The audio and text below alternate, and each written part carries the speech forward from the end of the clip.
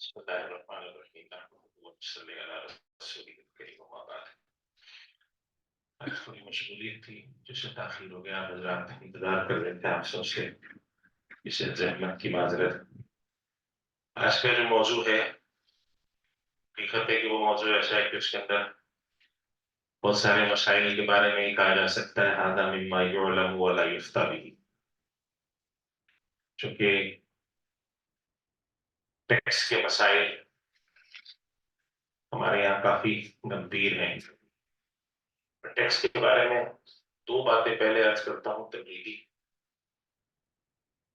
اور اس کے بعد ٹیکس کی کچھ جزوی تفصیلات ہیں اور اس کے اوپر شرعی احکام۔ میرے مطالعے کے نتیجے میں اس بات تک جو کچھ تھوڑا بہت مطالعہ رہا ہے اور اساتذہ کی گفتگو سنی ہے، وہ مقالات نظر میں ہیں، اس کے بعد میں اس نتیجے پر پہنچا ہوں کہ مال کے اندر جو تصرف ہے،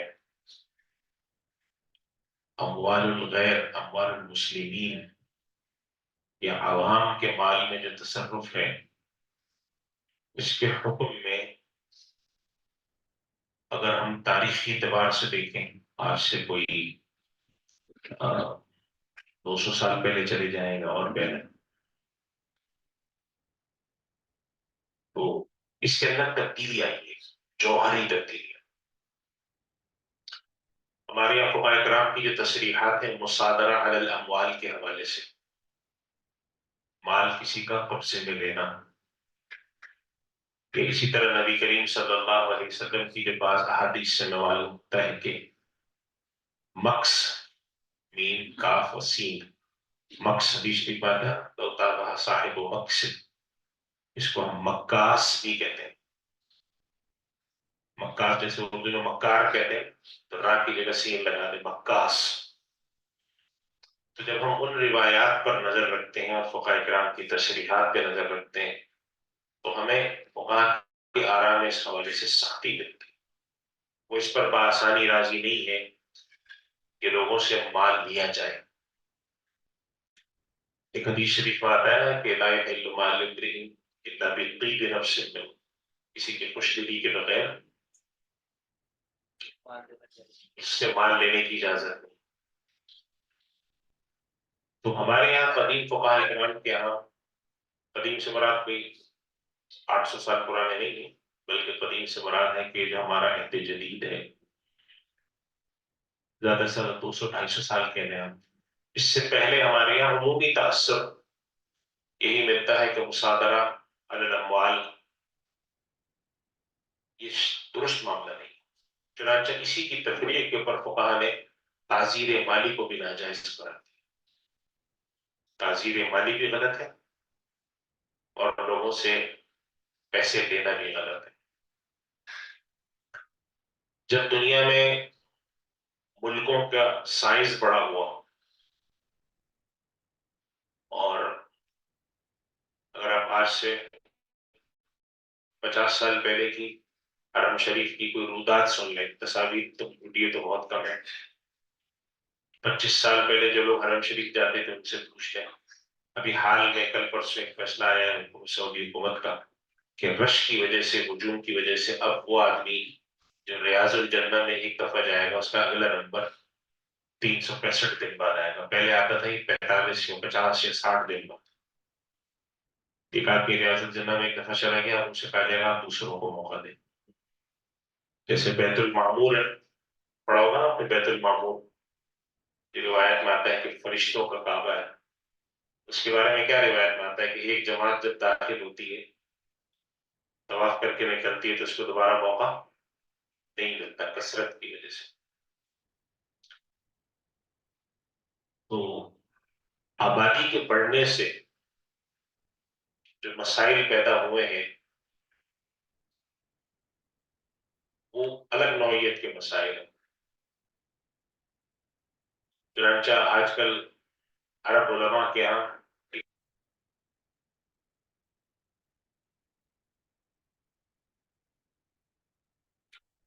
کہ رش کی وجہ سے، آبادی کے بڑھ جانے کی وجہ سے مسائل پر جو فرق آتا ہے، ان میں سے ایک فرق یہ آیا مسائل پر کہ جب آبادی بڑھ گئی، پہلے ملک کی آبادی ہوا کرتی تھی 1 کروڑ 2 کروڑ، اب ملکوں کی آبادیاں ہیں، پاکستان جیسے ملک کی آبادی کوئی 20 سے 25 کروڑ کے درمیان ہے، تو ہندوستان اور چائنا جیسے ملکوں کی آبادی 1 ارب سے زیادہ ہے۔ تو جب افراد زیادہ ہوں، اگر ایک فرد کے اوپر 10 روپے کا خرچہ ہے اور وہ فرد 1 کروڑ ہے، تو خرچہ کتنا ہو جائے گا؟ 10 کروڑ۔ اور اگر وہ افراد 1 ارب ہو جائے تو خرچہ کتنا ہو جائے گا؟ 10 ارب۔ یہاں پر ایک سوال پیدا ہوا کہ دنیا میں مختلف قوموں نے آبادی بڑھنے کے نتیجے میں اپنے مالی ذرائع کے اوپر کوئی طریقے اختیار کیے، ان میں سے ایک طریقہ ٹیکس لینا ہے۔ ایک بات تو یہ سمجھیں کہ آبادی بڑھنے سے انتظامی ضروریات بڑھ گئی، اور دوسری بات یہ ہے کہ زمانے کے اندر ترقی تمدن کے آگے بڑھنے سے ضروریات میں بھی فرق پڑا۔ بجلی کا تار آپ کے پاس ہونا چاہیے، ٹیلی فون کا کیبل ہونا چاہیے، نہیں ہے تو آپ کے پاس کوئی آپٹک فائبر کے اوپر بندوبست ہونا چاہیے۔ سیکورٹی، آج سے 20 سال پہلے شہر کے اندر سیکورٹی کیمروں کا تصور نہیں تھا، آج کیا ہے دنیا میں؟ سیکورٹی کیمروں کا تصور ہے ہی نہیں۔ لاہور کے اندر پورا ایک سیف زون سٹی کے نام سے انہوں نے متعارف کرایا ہے، جس کے اندر اس طرح کی چیزیں ہیں نا، دیکھو گے آپ۔ ظاہر ہے کہ یہ ضروریات آج سے 20 سال پہلے نہیں تھے، تو 100 سال پہلے تو دور کی بات ہے، اس سے ملتی جلتی تھی ضروریات۔ پھر ملک کے اندر تیل کے تلاش کرنے کے، معدنیات تلاش کرنے کے ادارے ہوتے ہیں، جیولوجیکل سروے پاکستان کے اندر ایک ادارہ ہے، اس کا کام ہے کہ پورے ملک کے اندر زمین کا سروے کرتا ہے، پتہ چلاتا ہے تیل کہاں ہے، کوئی اور چیز کہاں پیدا ہوتی ہے، جسے ہم کہتے ہیں کہ لوہا، پیتل، تانبا، ان کی کانیں کہاں ہیں، نمک کی کان کہاں ہے۔ تو حکومتوں کی ذمہ داریوں میں بھی اضافہ ہوا، لوگوں کی ضروریات بدل گئی، اور اس کے ساتھ ساتھ لوگوں کی تعداد بدل گئی۔ اس کے نتیجے میں ملکوں کو اپنے انتظام چلانے کے لیے پیسے کی ضرورت پڑی۔ اور ملک اللہ تعالیٰ نے جو بنائے، جیسے انسان ہوتے ہیں ایسے ملک بھی ہیں، انسان بھی بعض امیر ہوتے ہیں، بعض متوسط ہوتے ہیں، بعض غریب ہوتے ہیں، اسی طرح ملک بھی۔ اور جس طرح انسان بعض سلیقے والے ہوتے ہیں، بعض بڑے بے ہنگم ہوتے ہیں، اس طرح ملک بھی ہوتے ہیں، بعض ملک میں بڑا سلیقہ ہوتا ہے، بعض ملک بڑے بے ہنگم ہوتے ہیں، ان کے اندر بد انتظامی بہت ہوتی ہے۔ آپ اپنی زندگی میں دیکھیں، اپنے ایک دو ساتھیوں پر غور کریں، بعض دفعہ آپ کو ایک ساتھی بڑا بے ہنگم نظر آتا ہے، آپ کہتے ہیں کہ بھائی تمہارا تو کوئی سر پیر ہی نہیں، تمہاری کسی ضرورت کا ہمیں پتہ نہیں چلتا، تمہارے انتظامات عجیب و غریب ہیں۔ چھٹی کرنی ہوتی ہے تو تم 15 منٹ پہلے میسج بھیجتے ہو کہ چھٹی کر رہا ہوں میں، استاد جی کو درخواست دو، 15 منٹ پہلے میں درخواست دوں، پھر ناشتہ کر کے کتابیں لے کر درسگاہ بھاگوں، کیا کروں؟ اگر تمہاری طبیعت اتنی خراب تھی تو رات کو مجھے میسج کرتے، کم سے کم فجر کے بعد کرتے، اس وقت میں چھٹی نہیں کر سکتا استاد جی سے، میں اپنی اور کلاس میں جا رہا ہوں، تمہارے پہلا گھنٹہ ہے اس میں تم نہیں آؤ گے، استاد جی ناراض ہو۔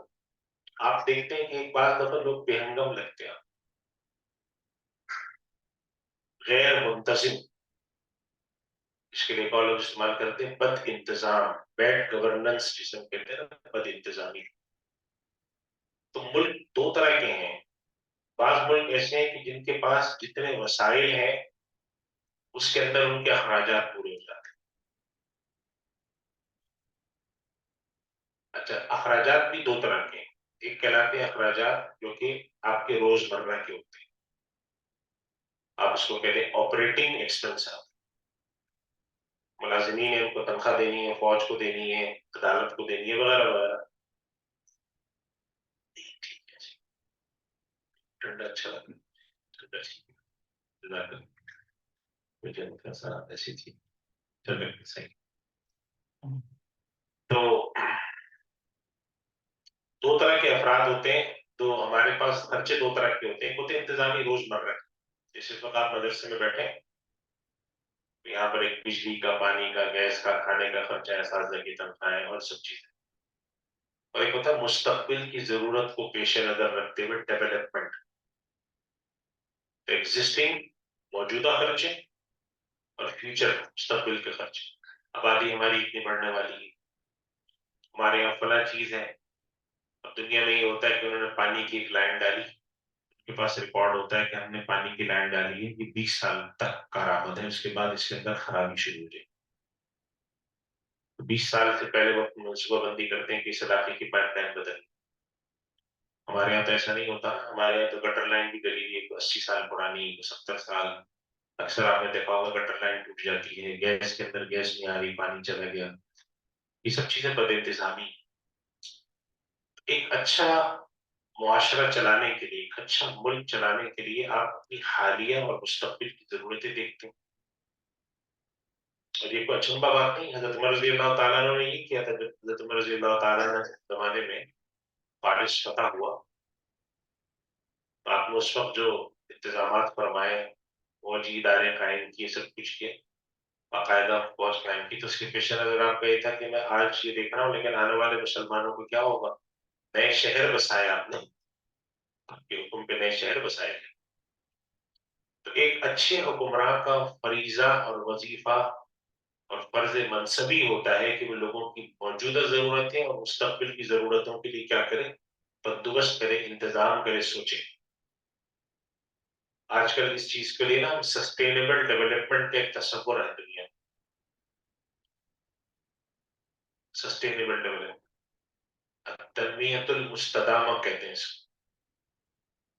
कि मैं ये देखूं कि मैं अपनी जिंदगी में तो खा पी के गुजर बसर कर लूंगा, मेरी औलाद और इनके बाद जो लोग आएंगे उनको क्या हो।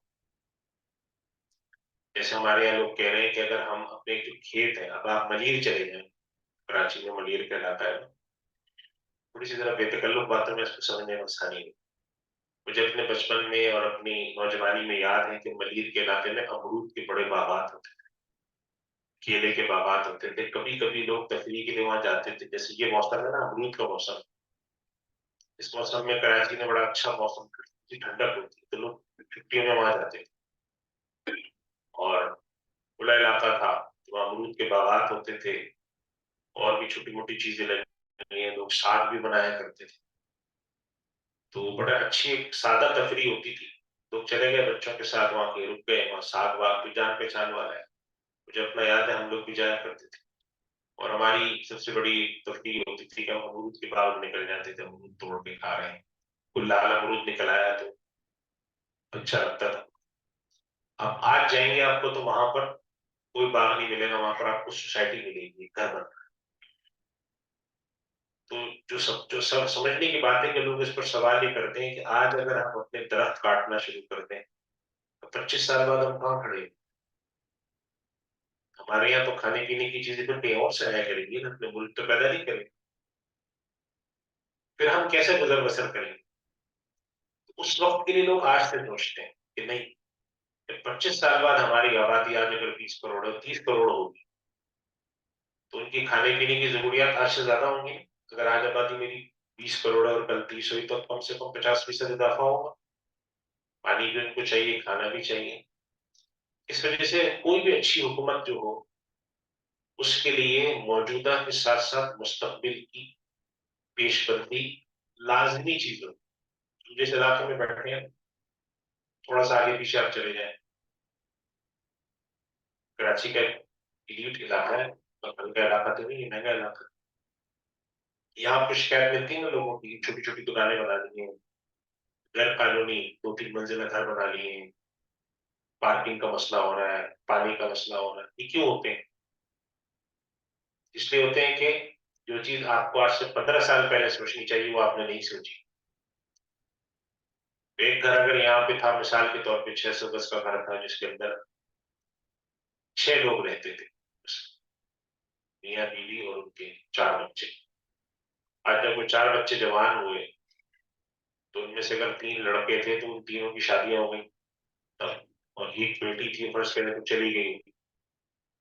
तो पहले इस घर में 8 लोग रहते थे, तो फिर 7 हो गए, और जब तीनों की शादियां हुई तो फिर क्या हो गया, 10 हो गए। जब लोग बढ़ेंगे, आबादी बढ़ेगी तो जरूरत बढ़ेगी। अब जब ये नस्ल बड़ी होकर तैयार होगी, तो एक घर के अंदर 17 लोग नहीं रह सकते, वो तकसीम करेंगे अपने आप। तो ये चीजें सोचनी पड़ती। इस वजह से एक मुल्क के अखराजात के अंदर हालिया और मुस्तकबिल के मंसूबे शामिल होते हैं। इसकी वजह से दुनिया में तसव्वुर पैदा हुआ कि वो मुल्क जो अपने अखराजात अपने वसाइल से पूरे नहीं कर सकता, वो मुल्क अपने अखराजात पूरे करने के लिए क्या करे। तो इसके लिए तसव्वुर आया महसूल टैक्स लगा, वो लोगों से पैसे ले और कहे कि भाई हमें ये चलाना है। इसकी छोटी सी मिसाल आपको मैं देता हूँ। उनमें से कोई आदमी अगर फ्लैट में रहता हो, किसी फ्लैट, आपने देखा होगा फ्लैट अगर कहीं बने होते हैं तो उनकी बिल्डिंग में 12, 15, 20, 50, 100 फ्लैट होते हैं। उन फ्लैटों की एक यूनियन होती है ना, वो हर फ्लैट वाले से जाके कहते हैं कि 1000, 1500, 2000, 3000 रुपया आप हमें दें, आपसे हम पैसे लेंगे और इस फ्लैट के अंदर सफाई सुथराई, कचरा उठाना, आने जाने के रास्तों पे बल्ब वगैरह का इंतजाम करना और सिक्योरिटी गार्ड बिठाने के अखराजात हम आपसे लेंगे। क्यों लेंगे आपसे? ये अखराजात जरूरी हैं और ये अखराजात पूरा करने का तरीका क्या रहेगा? अगर आप लोग पैसे ना दें तो खर्चा कहाँ से पूरा हो? अब फर्ज कर लें कि कोई प्रोजेक्ट ऐसा है कि उस प्रोजेक्ट की 3 दुकानें जो प्रोजेक्ट की किसी आदमी की नहीं, वो 3 दुकानों से किराया आता है और प्रोजेक्ट बनाने वाले ने ये तय किया था कि ये 3 दुकानें प्रोजेक्ट की यूनियन है उसकी मिल्कियत होंगी, यहाँ से जो किराया आएगा उस किराए से आप अखराजात पूरे करें। फर्ज करें कि उन दुकानों का किराया आता है आपके पास 50,000 रुपए और आपके अखराजात 50,000 रुपए, तो आपको किसी फ्लैट वाले से जाके पैसे लेने की जरूरत नहीं है, क्योंकि अखराजात कहाँ से पूरे हो रहे हैं? अपने वसाइल से पूरे हो रहे हैं। आपकी रिसोर्सेज आपके एक्सपेंसेस से इक्वल है, बराबर है, तो आपको फिर लोगों से पैसे लेने की जरूरत। लेकिन अगर किसी वक्त ऐसा काम आ गया कि जिसके अंदर अखराजात ज्यादा है, मिसाल के तौर पे गेट की मरम्मत करानी है, 10 साल हो गए गेट के अंदर टूट गया, खराबी कर, तो यूनियन वाले सबको फ्लैट वालों को खत देते हैं कि हर महीने के अखराजात हमारे किराए से पूरे हो रहे हैं, अलबत्ता ये बड़ा खर्चा आया है, फ्लैट की मरम्मत का काम है, इसके ऊपर हमारा 1 लाख रुपए का खर्चा है, हमारे पास पैसे नहीं है। लिहाजा आपसे दरख्वास्त की जाती है कि आप लोग ताउन फरमाए और इसमें कुछ पैसे दें।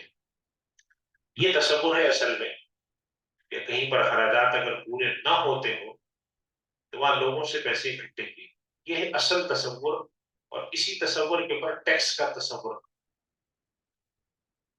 तो उलमा के सामने जब ये सवाल आया कि टैक्स लेने की इजाजत है या नहीं है, तो उलमा में 2 राय आई हुई। एक राय कदीम मिजाज की थी कि जिन्होंने कहा टैक्स लेने की इजाजत,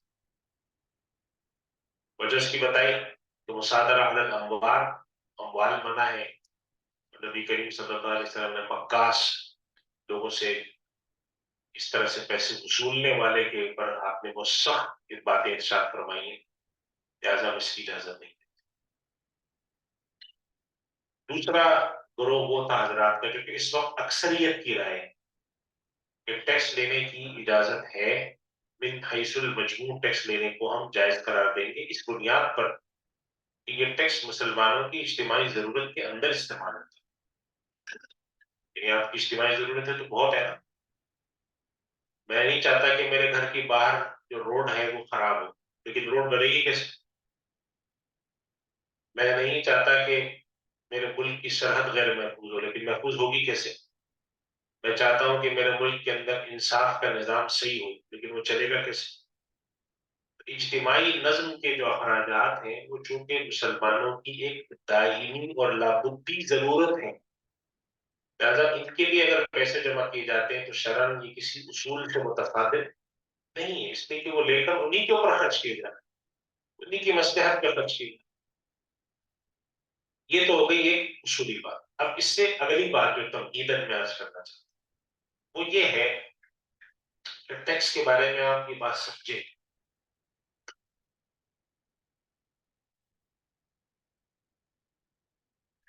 टैक्स के अंदर 3 मसाले हैं। पहली शर्त उलमा ने ये लिखी कि टैक्स जरूरत की हद तक लिए जाए। और आप जानते हैं कि जरूरत का लफ्ज क्या है? कुल्ली मुशक्कक है। कुल्ली मुशक्कक क्या होता है?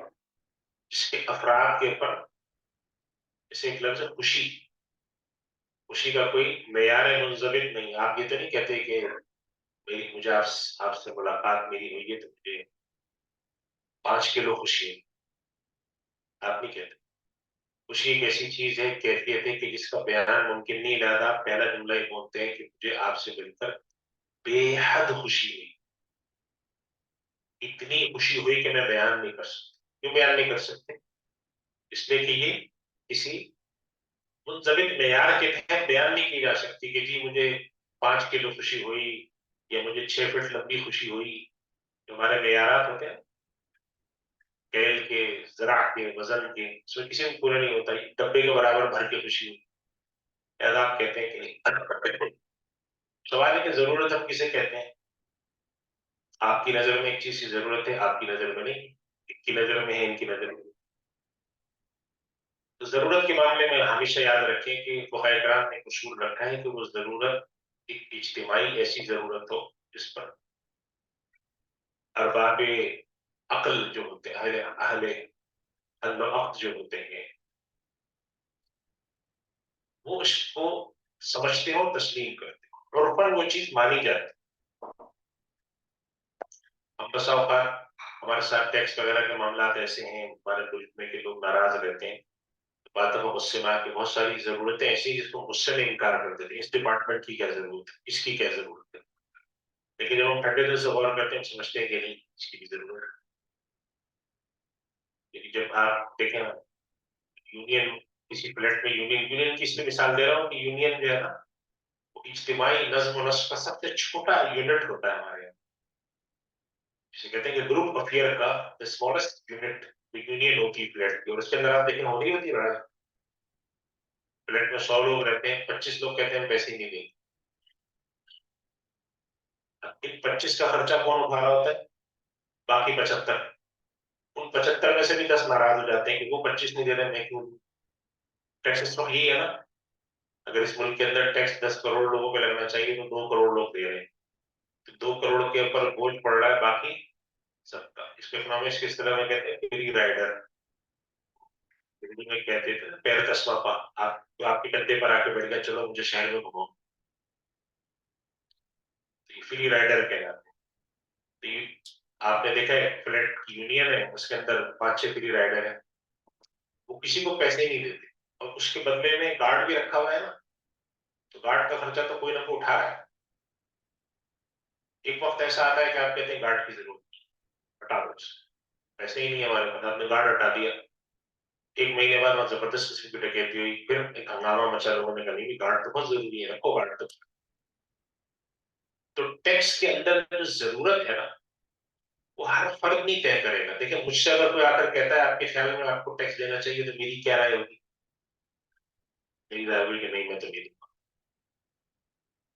इस वजह से हर शख्स की राय, हर शख्स की रजा ये जरूरी नहीं, मिन हैसुल मजमू एक नज्म का होना जरूरी। सर्दियों में फजर की नमाज आप पढ़ने के बाद जब थोड़ी देर, गर्मियों में तो आपको टाइम मिलता है सोने का, लेकिन सर्दियों में नहीं मिलता। फजर की नमाज पढ़ के आप दौड़ कर भी घर पहुंचे ना तो 7 बज जाते हैं। दौड़ कर भी पहुंचने से आजकल नहीं, किसी के पड़ोस में मस्जिद होते एक अलग बात, नमाज से फारिग होते होते। अब आपने सोचा मदरसा शुरू होगा 8 बजे, चलो आधे घंटे के लिए मैं लेट जाऊँ। अब आधे घंटे के लिए लेट, तो आप 7:30 बजे उठते हैं, तो उस वक्त आपकी कैफियत ये होती है कि दुनिया की हर जरूरत से इनकार कर देते हैं। मदरसा जाना, नाश्ता, लेट करनी, मुझे सोने दो। अल्लाह ने इंसान की तबीयत ऐसी बनाई, तो उसका अपना कोई एक जाती बराह रास्त मफाद सामने होता है ना, तो वो बाकी चीजों के ऊपर, अल्लाह ने इंसान की फितरत बताई ना, कल्ला बल तुहिब्बून अल आजिलता व तज़रून अल आखिरह, यही इंसान की साइकोलॉजी। इस वजह से ये बात करना कि किसी के ऊपर टैक्स लग रहा है, आपने जाकर उससे पूछा कि आपके ख्याल में टैक्स लगना चाहिए, तो उसका क्या जवाब हो? सब गलत हो रहा है, फलां आदमी चोर है, फलां डाकू। तो इंतजामी मामला के फैसले ऐसे नहीं होते। इंतजामी मामला में इंतजामी इज्तिमाई गौर, तो जरूरत से मुराद है एक ऐसी जरूरत جس کو سب تسلیم کرتے ہو کہ ہاں واقعی یہ ضرورت ہے اور اس کے بغیر ملک چلتا نہیں ہے. ایک تو بات ہے کہ ضرورت ٹیکس کی.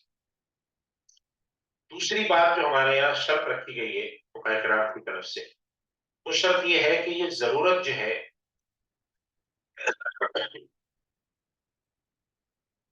اگر ضرورت پوری ہو جائے تو ٹیکس لینا بند کر دیا جائے. اچھا آپ نے دیکھا ہوگا ہمارے یہاں ایسا بھی نہیں ہوتا، بلکہ آپ نے سوچا ایسا بھی کبھی دنیا میں ہوتا ہے تو ہوتا ہے کہ دنیا میں کوئی خاص حالات کی وجہ سے ٹیکس لگتے ہیں.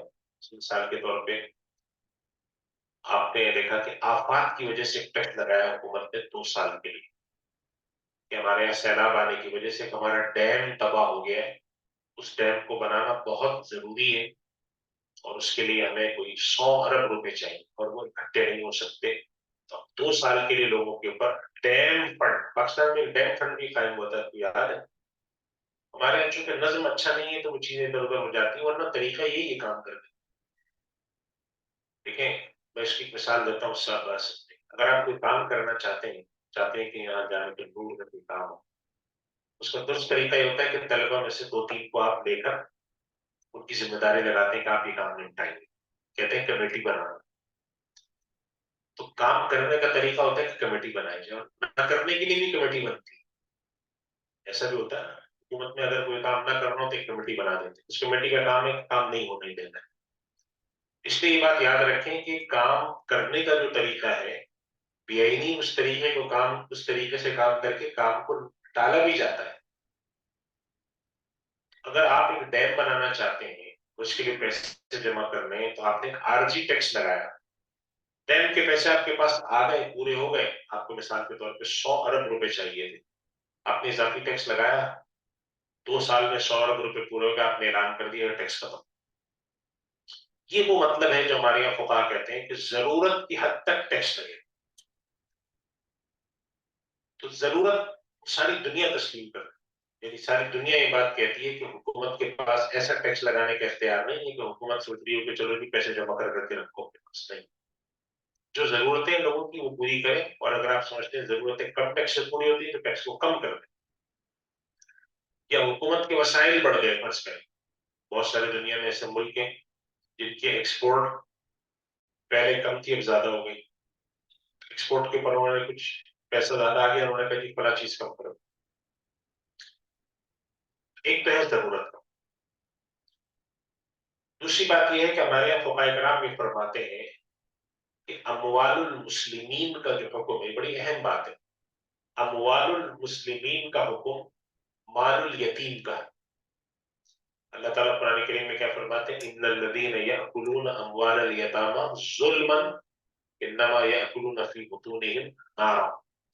اموال المسلمین، اللہ میں تیمیہ کی بات ہے، میں نے کہیں پڑھی تھی شبد ہے میں نہیں کہ فتاوہ میں ہے کہاں پہ، وہ فرماتے ہیں کہ اموال المسلمین فی حکم مال الیتیم. اس کا مطلب کیا ہے کہ اللہ تعالیٰ فرماتے ہیں من کان غنیا فلیستعفف ومن کان فقیرا فلیأکل بالمعروف. ایک معروف طریقے سے، اصل ایک آدمی سرکاری ملازم بنا، اس نے جا کے سب سے پہلے دیکھنا ہے کہ قانوناً مجھے کیا سہولیات ملتی ہیں، اور پھر دیانتاً یہ بھی فیصلہ کرنا ہے اس قانون میں کچھ سہولیات ایسی ہیں جو مجھے نہیں لینی چاہیے. کچھ سہولیات میری ضرورت ہے، مثلا ایک گاڑی، ایک بڑا سرکاری ملازم ایک وزیر، گاڑی تو ہونی چاہیے نا اس کے پاس، ورنہ کہاں جانا جانا کرے گا. لیکن گاڑی ان کی لکھی ہوئی تھی کہ آپ کو گاڑی ملے گی مثال کے طور پہ پاکستان کی بنی ہوئی 1800 cc والی گاڑی ملی. انہوں نے کہا یہ تو کوئی گاڑی نہیں ہوتی، یہ تو چھوٹی سی گاڑی. مجھے مثال کے طور پہ 2500 cc والی وہ بڑی امپورٹڈ گاڑی چاہیے جس کی قیمت ہے 3.5 کروڑ روپے. اجازت ہے ان کو 80 لاکھ تک کی گاڑی لینے کی، مانگ کتنے کی رہیں اس کے لیے وہ قانون میں تبدیلی کرتے ہیں. تو کہا جائے گا کہ یہ فل یا کل بالمعروف نہیں ہے، جو عرف اور رواج کے مطابق آپ کو جتنا لینے کا حق اور اجازت ہے اس سے بڑھ کر آپ کر دیں تو پھر یہ کس میں آ جائے گا؟ یا قلونا کی بطونہم نارا. تو ہمارے یہاں علامہ ابن تیمیہ اور اس طرح دیگر حضرات کے خیال ہے کہ عامت المسلمین کا جو مال ہے جو بیت المال میں پڑا ہوتا ہے، چاہے وہ ٹیکس کے ذریعے آئے یا مسلمانوں کا ویسے ہی عام مال ہو، اس کے خرچ کرنے کا جو اصول ہے وہ یہ ہے کہ مصلحت عامہ میں خرچ ہوگا، اور جو لوگ اس کے انتظام میں بیٹھے ہوئے ہیں ان کو یہ چیز ملے گی معروف طریقے سے۔ تو ٹیکس کے بارے میں یہ دو بنیادی باتیں جو ہیں جو مجھے عرض کرنی تھی، ایک تو یہ کہ تصور ٹیکس کا ہمارے یہاں قدیم فقہا کے اور آج کے فقہا میں فرق ہے، دوسرا یہ کہ آج کے فقہا نے جو شرط رکھی ہے کہ ضرورت کی حد تک ہو، اور اس میں سے جو اخراجات ہیں وہ عرف اور رواج کے مطابق مناسب طریقے سے اعتدال کے ساتھ نکالے جائیں۔ اب ان اصولوں کو سامنے رکھتے ہوئے موجودہ جو پاکستان میں ٹیکس ہے یا دنیا بھر میں ٹیکس ہے، اس کے حوالے سے میں دو تین باتیں عرض کرتا ہوں۔ لیکن ٹیکس کے اندر دنیا میں تصور یہ ہے کہ ٹیکس ایک لفظ ہم استعمال کرتے ہیں، لیوی کا لفظ استعمال کرتے ہیں، محصول جیسے ہم کہتے ہیں نا، محصول ہوتی تھی، چنگی ہوتی ہے، چنگی جانتے ہیں، چنگی تو بڑی پرانی چیز ہے۔ تصور یہ ہے کہ ایک تو ہم پر جو ٹیکس لگتا ہے وہ عام ہوتا ہے، اس سے قطع نظر کہ ہم کسی خاص سہولت کو استعمال کر رہے ہیں یا نہیں، ہماری مالی حیثیت دیکھ کر لگتا ہے۔ آپ اگر اتنی دولت کماتے ہیں تو آپ ٹیکس دیں گے، یہ کہلاتا ہے انکم ٹیکس، یہ آپ کی دولت اور آپ کی آمدنی پہ لگتا ہے، اور آپ کی حیثیت کو دیکھتے ہوئے لگتا ہے کہ آپ کی آمدنی سال کی 6 لاکھ ہے، 12 لاکھ ہے، 20 لاکھ ہے، 50 لاکھ ہے، اس کے لحاظ سے آپ پر انکم ٹیکس لگتا ہے۔ اس کے علاوہ جو ٹیکس ہوتے ہیں وہ مختلف اعتبار سے لگتے ہیں، مثال کے طور پہ ایک لگتا ہے آپ کے اوپر چنگی، جو آدمی یہاں سے گزرے گا، جسے ٹول کہتے ہیں نا، ٹول ٹیکس، اس کا تعلق ہوتا ہے رستے سے، کہ بھئی ایک رستہ بنتا ہے آپ کی، جیسے موٹر وے پر آپ نے دیکھا ہوگا ٹول دیتے ہیں نا، اس تصور سے دیتے ہیں کہ ایک موٹر وے ٹیم کی روڈ بنی ہے، اس کی صفائی ستھرائی ہے، اس پر بجلی کا بندوبست ہے، اس کے اوپر پولیس ہے، آخر یہ خرچے کہاں سے پورے ہوں گے؟ تو کسی خاص بینیفٹ یا منفعت کے ساتھ بھی بعض دفعہ کیا لگایا جاتا ہے، ٹیکس، محصول، چنگی لگائی جاتی ہے۔ اگر آپ نے یہ کام کرنا ہے تو یہ کریں۔ اور اس کے علاوہ جو دنیا یہ کہلاتا ہے، پہلا ٹیکس انکم ٹیکس کہلاتا ہے، ڈائریکٹ ٹیکس جسے ہم کہتے ہیں براہ راست ٹیکس، یہ آدمی کی دولت پر لگتا ہے۔ ٹیکس کی دنیا میں اس کو سمجھا جاتا ہے کہ یہ بہتر ٹیکس ہوتا ہے، اس کی وجہ ہوتی ہے غریب پر نہیں لگتا، امیر پہ لگتا ہے۔ لیکن عام طور پہ لوگ انکم ٹیکس نہیں دینا چاہتے، انکم ٹیکس نہ دینے کی جو وجوہات میں آپ ذکر کرتا ہوں، لیکن نہیں دینا چاہتے۔ اس کی وجہ کیا ہوتی ہے کہ انسان اپنی جیب سے پیسے دینے میں، اللہ تبارک و تعالیٰ فرماتے ہیں ہاں انتم ہؤلاء تدعون لتنفقوا فی سبیل اللہ فمنکم من یبخل۔ اللہ تعالیٰ نے انسان کی طبیعت ایسی بنائی ہے کہ وہ کیا کرتا ہے، واللہ الغنی وانتم الفقراء، غنی و بے نیاز تو اللہ آپ سب کے فقیر ہے۔ کیا کرتے ہیں کہ زیادہ پیسہ خرچ ہونے لگے، آپ کا بیٹا آپ سے آ کے مانگ لے کہ ابو وہ دوستوں کے ساتھ گھومنے جانا ہے، 25,000 روپے دے دیں، آپ ایک دم اچھل جاتے ہیں، 25,000، کیونکہ آپ نے سوچا ہوگا چلو بیٹا گھومنے جا رہا ہے، 2,000 روپے لے، اس طرح کے لمٹ سے آگے مانگتا ہے تو یہ بھی نہیں ہوتا، آپ کہتے نہیں بیٹا جہاں جانا ہے، آپ کہتے ہیں کہاں جا رہے ہو، 25,000 روپے گئی۔ اس کی وجہ ہوتی ہے کہ آپ کی مخصوص تربیت بھی ہوتی ہے، دوسری وجہ سے آپ کہتے ہیں بھائی تو فضول خرچی کی چیز نہیں کرتے۔ تو انکم ٹیکس جب لوگ نہیں دیتے تو حکومت کے اخراجات پورے نہیں ہوتے، اس کے بجائے ایک اور طریقہ ٹیکس لگانے کا ہے، وہ کہلاتا ہے انڈائریکٹ ٹیکس۔ انڈائریکٹ ٹیکس کا مطلب یہ ہوتا ہے کہ وہ آپ کی دولت کے اوپر نہیں لگتا، بلکہ آپ جو زندگی گزر بسر کر رہے ہیں اس کے اندر لگتا ہے، اور عام طور پہ وہ لگتا ہے خرید و فروخت پہ۔ لہٰذا آپ دیکھیں کہ پاکستان میں ایک چیز کہلاتی ہے سیلز ٹیکس۔ سیلز ٹیکس کا مطلب کیا ہے کہ پاکستان میں جو آدمی صبح اٹھتا ہے، چاہے وہ ایک ارب پتی آدمی ہو یا ایک بالکل فقیر ہو، صبح اٹھتے ہی اس کی خرید اور فروخت شروع ہو جاتی ہے۔ کچھ نہیں کرے گا تو جا کے ہوٹل پہ بیٹھ کے چائے پراٹھا تو کرے، پراٹھا کھائے گا، چائے پیے گا، تو سیلز ٹیکس کا تصور یہ ہے کہ سیلز ٹیکس انسان کو اللہ تعالیٰ نے خرید اور فروخت معاملات کے اندر رکھا ہے. تو انسان جب معاملہ کرے چاہے وہ خرید و فروخت ہو جسے ہم فقہ کی تعبیر میں کہتے ہیں عقد معاوضہ کرے, چاہے خرید و فروخت ہو چاہے وہ کرایہ داری ہو, اس کے اوپر ایک ٹیکس لگا دیا جائے. اس ٹیکس کے ذریعے کیا ہوگا کہ اس ملک میں اگر صبح اٹھنے کے بعد آج 1 ارب چیزیں بکی, 1 ارب چیزیں, اس ارب چیزوں پر اگر 2 روپے ٹیکس ہے تو حکومت کے پاس آج کتنی انکم ہوئی؟ 2 روپے. یہ تصور ہے سیلس کا, کہ جا کر کسی سے اندازہ لگانا کہ تمہاری انکم ہے یا نہیں ہے, وہ جھوٹ بول رہا ہے, غلط بیانی کر رہا ہے, آ رہا ہے, اس کے بجائے کا چھوڑو. انڈائریکٹ ٹیکس, جو آدمی خریداری کرے گا وہ اتنے پیسے. اچھا, انڈائریکٹ ٹیکس کو پسند نہیں کیا جاتا, اس کی وجہ یہ ہے انڈائریکٹ ٹیکس کون بھرتا ہے؟ ہر آدمی بھرتا ہے. اور انڈائریکٹ ٹیکس بھرنے میں ہوتا یہ ہے کہ اگر آپ کو ایک پانی کا گلاس مثلا 20 روپے کا ہے, بنانے والے نے 20 روپے کا پانی کا گلاس بنایا, اس پر وہ لینا چاہتا ہے 4 روپے نفع, تو کتنے کا بیچے گا؟ 24. اب اگر حکومت نے اس کے اوپر لگا دیا 3 روپے کا ٹیکس, تو اب یہ کتنے کا بیچے گا؟ 27. تو جو بیچنے والا ہے وہ اپنے نفے میں سے نہیں دے گا ٹیکس, وہ کیا کرے گا؟ خریدنے والے سے لے گا. سیلس ٹیکس کا مطلب کیا ہے؟ بیچنے والا خریدنے والے سے کیا ٹیکس دو. انہوں نے پوچھا کہاں جائے گا ٹیکس, دے تو حکومت کو. آپ نے دیکھا ہوگا آج کل ایک FBR کی طرف سے آیا تھا کہ آپ ہوٹل میں جا کر کھانا کھائیں وغیرہ کریں, آپ کو ایک سلپ دیتے ہیں, آپ اس کو اسکین کر کے FBR پہ چیک کریں, اگر یہ لوگ ٹیکس نہیں دیتے آپ ہمیں بتائیں, ہم آپ کو انعام دیں گے. ایسے کچھ سنے تھے نا کیسے کو.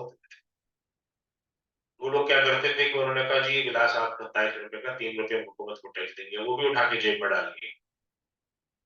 آپ سے ٹیکس کے نام پہ پیسے لے لی اور وہ بھی جیب میں ڈال گے. خیر, تو یہ انڈائریکٹ ٹیکس جو ہوتا ہے اس میں خرابی یہ ہوتی ہے کہ بلا تفریق ہر شخص کرتا ہے, امیر ہو غریب, اس لیے اس کو دنیا میں اتنا پسند نہیں کیا جاتا. مگر پسند نہ کیے جانے کے باوجود دنیا میں لگتا ہی ہے ٹیکس. پاکستان میں جب سنتے ہیں نا لوگ ٹیکس نہیں دیتے, اس سے مراد ہے ڈائریکٹ ٹیکس نہیں دیتے. انڈائریکٹ ٹیکس تو پاکستان کا ہر آدمی دیتا ہے, وہ بھی دیتا ہے جو مستحق زکوٰۃ ہے. اس لیے کہ وہ کیا کر رہا ہے, اگر ایک مستحق زکوٰۃ آدمی نے موبائل اپنا چارج کیا 100 روپے سے, تو کتنا ٹیکس جاتا ہے اس کا؟ 17 روپے, 20 روپے کہیں, 17 روپے جاتا ہے نا, 100 روپے. مستحق زکوٰۃ آدمی ہے, آپ نے اس کے ہاتھ میں 100 روپے رکھ دیے, 500 روپے رکھ کے, اس نے کہا چلو میں کسی سے رابطہ کروں, اس نے موبائل کا جب جا کے سم خریدی تو 17 روپے اس نے بھی ٹیکس دیا, حالانکہ وہ خود کیا ہے, فقیر آدمی ہے, ضرورت مند ہے, جس کو مزید مدد کی ضرورت ہے. سیلز ٹیکس میں یہ خرابی ہوتی ہے انڈائریکٹ ٹیکس میں, کہ وہ آدمی کی مالی حیثیت کی بنیاد پر فرق نہیں کرتا, اس کو لگتا رہتا ہے, اس لیے اس کو پسند نہیں کیا جاتا. پسند نہ کرنے سے کوئی فرق نہیں پڑتا, لوگ لیتے ہیں اس کو, حکومتیں لیتے. تو ٹیکس کی چاہے وہ قسم ڈائریکٹ ٹیکس ہو, انکم ٹیکس ہو, سیلز ٹیکس ہو, یا کوئی محصول ہو, کوئی چنگی ہو, کوئی ڈیوٹی, ڈیوٹی یہ بھی ایک ٹیکس کا نام ہے, مگر یہ ان چیزوں پر لگتی ہے جن چیزوں کو آپ بیرون ملک سے اپنے ملک لائیں.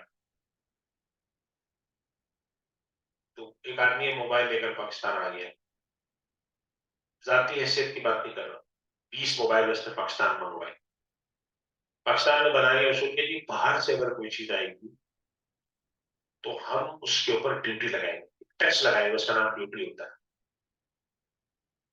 اب اس کی کیا قیمت ہوگی, وہ ڈیوٹی بعض دفعہ 100% ہوتی ہے. 100 روپے کی چیز آپ نے لی تو 100 روپے کی ڈیوٹی لگے گی.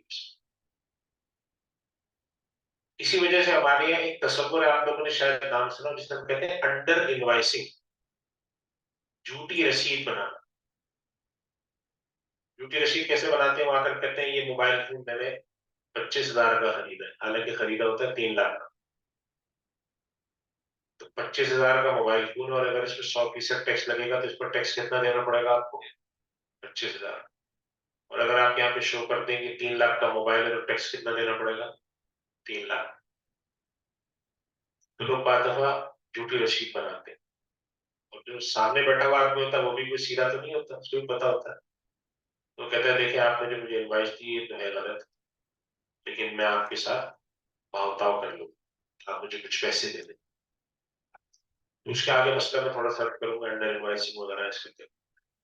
لیکن یہ جو بات سمجھ میں آپ کو نا، ٹیکس ہو چاہے ڈائریکٹ ہو انڈائریکٹ ہو، ڈیوٹی ہو لیوی ہو، یہ مختلف قسم کی نوعیت کے ٹیکس ہے جس کا مقصود یہ ہوتا ہے کہ حکومت کے پاس پیسے آئیں اور حکومت اپنی جو ضروریات ہیں، پورے ملک کا سیکورٹی سسٹم ہے، فوج کے اخراجات ہیں، پولیس کے اخراجات ہیں، عدالت کے اخراجات ہیں، حکومتوں کے اخراجات ہیں، پھر ڈیولپمنٹ ہے، روڈیں بنانا، پل بننا، یہ سب چیزیں جو ہیں یہ ایسے تو نہیں بنتی. ان کے لیے پیسے ہمیں کہاں سے آئیں گے؟ لوگوں سے ہم پیسے لیں گے، لوگوں کو کریں گے. یہ ہے تصور ٹیکس کا ساری دنیا میں. اب اس کی نوعیتیں تھوڑی سی مختلف ہیں، کہیں پر کچھ ہے، کہیں پر زیادہ ہے، کہیں پر اس کا کچھ مختلف نام ہے اپنے مختلف فیچر کی وجہ سے. میں اس کی ایک چھوٹی سی مثال اکثر اپنے طلبا کو دیتا ہوں، ہے تو بڑی چھوٹی سی سادہ سی مثال، لیکن یہ کہ سادہ مثال سے بات سمجھنے میں آسانی. آپ آٹا، گندم، اللہ تعالیٰ نے گندم کرنے کی گندم پیس کے آپ آٹا بناتے ہیں. آٹے سے آپ چپاتی بھی بناتے ہیں، تندوری بھی بناتے ہیں، پراٹھا بھی بناتے ہیں، کچوری بھی بناتے ہیں، پوری بھی بناتے ہیں. سب چیزیں کس سے بنتی؟ آٹے سے بنتی. لیکن سب چیزوں کی نوعیت الگ الگ ہے. تو تصور ٹیکس کا ٹیکس ہے، نوعیتیں الگ الگ ہو سکتی ہے، لیکن اصل تصور کیا؟ لوگوں سے پیسے لے کر لوگوں کے اوپر خرچ کرنا، لوگوں کی براہ راست ضرورتوں پہ خرچ کرنا، اور لوگوں کی فیوچر کی مستقبل کی ضرورتوں پہ خرچ کرنا، انتظام پہ خرچ کرنا. یہ تصور ہے ٹیکس کا. ہمارے یہاں فقہائے کرام جدید جتنے بھی ہمارے فقہاء ہیں موجودہ، ہماری جو مجامع فقہیہ ہیں، ان سب نے ٹیکس لگانے کی اجازت دی ہے ان شرائط کے ساتھ. نمبر ایک، ضرورت سے زیادہ نہ لگایا جائے. نمبر دو، اس کو طریقے سے خرچ کیا جائے، منصفانہ عادلانہ خرچ. ضرورت سے زیادہ لگانے کی صورت میں اس کو کہتے ہیں ظالمانہ ٹیکس. دوسری بات یہ کہ اگر کہیں ضرورت زیادہ ہے تو ٹیکس لگاتے وقت یہ ضرور دیکھا جائے کہ لوگوں کا اس کا تحمل ہے یا نہیں. تو عادلانہ ٹیکس لگے، منصفانہ عادلانہ، جو پیسہ اس سے آتا ہو اس کو دیانت داری سے خرچ کیا جائے، یتیم کے مال کی طرح اس کو سمجھ کر خرچ کیا جائے. اور آخری بات یہ ہے اس میں ٹیکس کے بارے میں کہ بد انتظامی اور ایسی چیزیں جن کی وجہ سے ٹیکس بڑھ رہا ہوتا ہے اس کو بھی کم کرنے کی کوشش کی.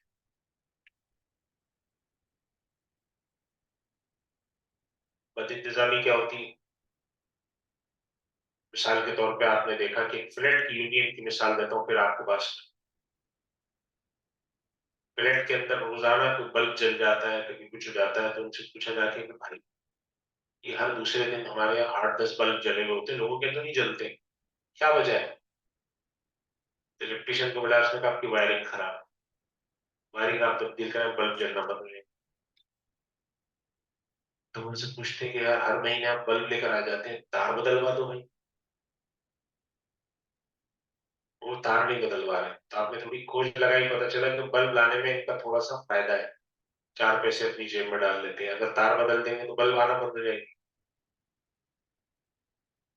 تو بد انتظامی یہ ہوتی ہے، بد انتظامی کو ختم کرنے کی طرف توجہ دی جائے بیڈ گورننس کی.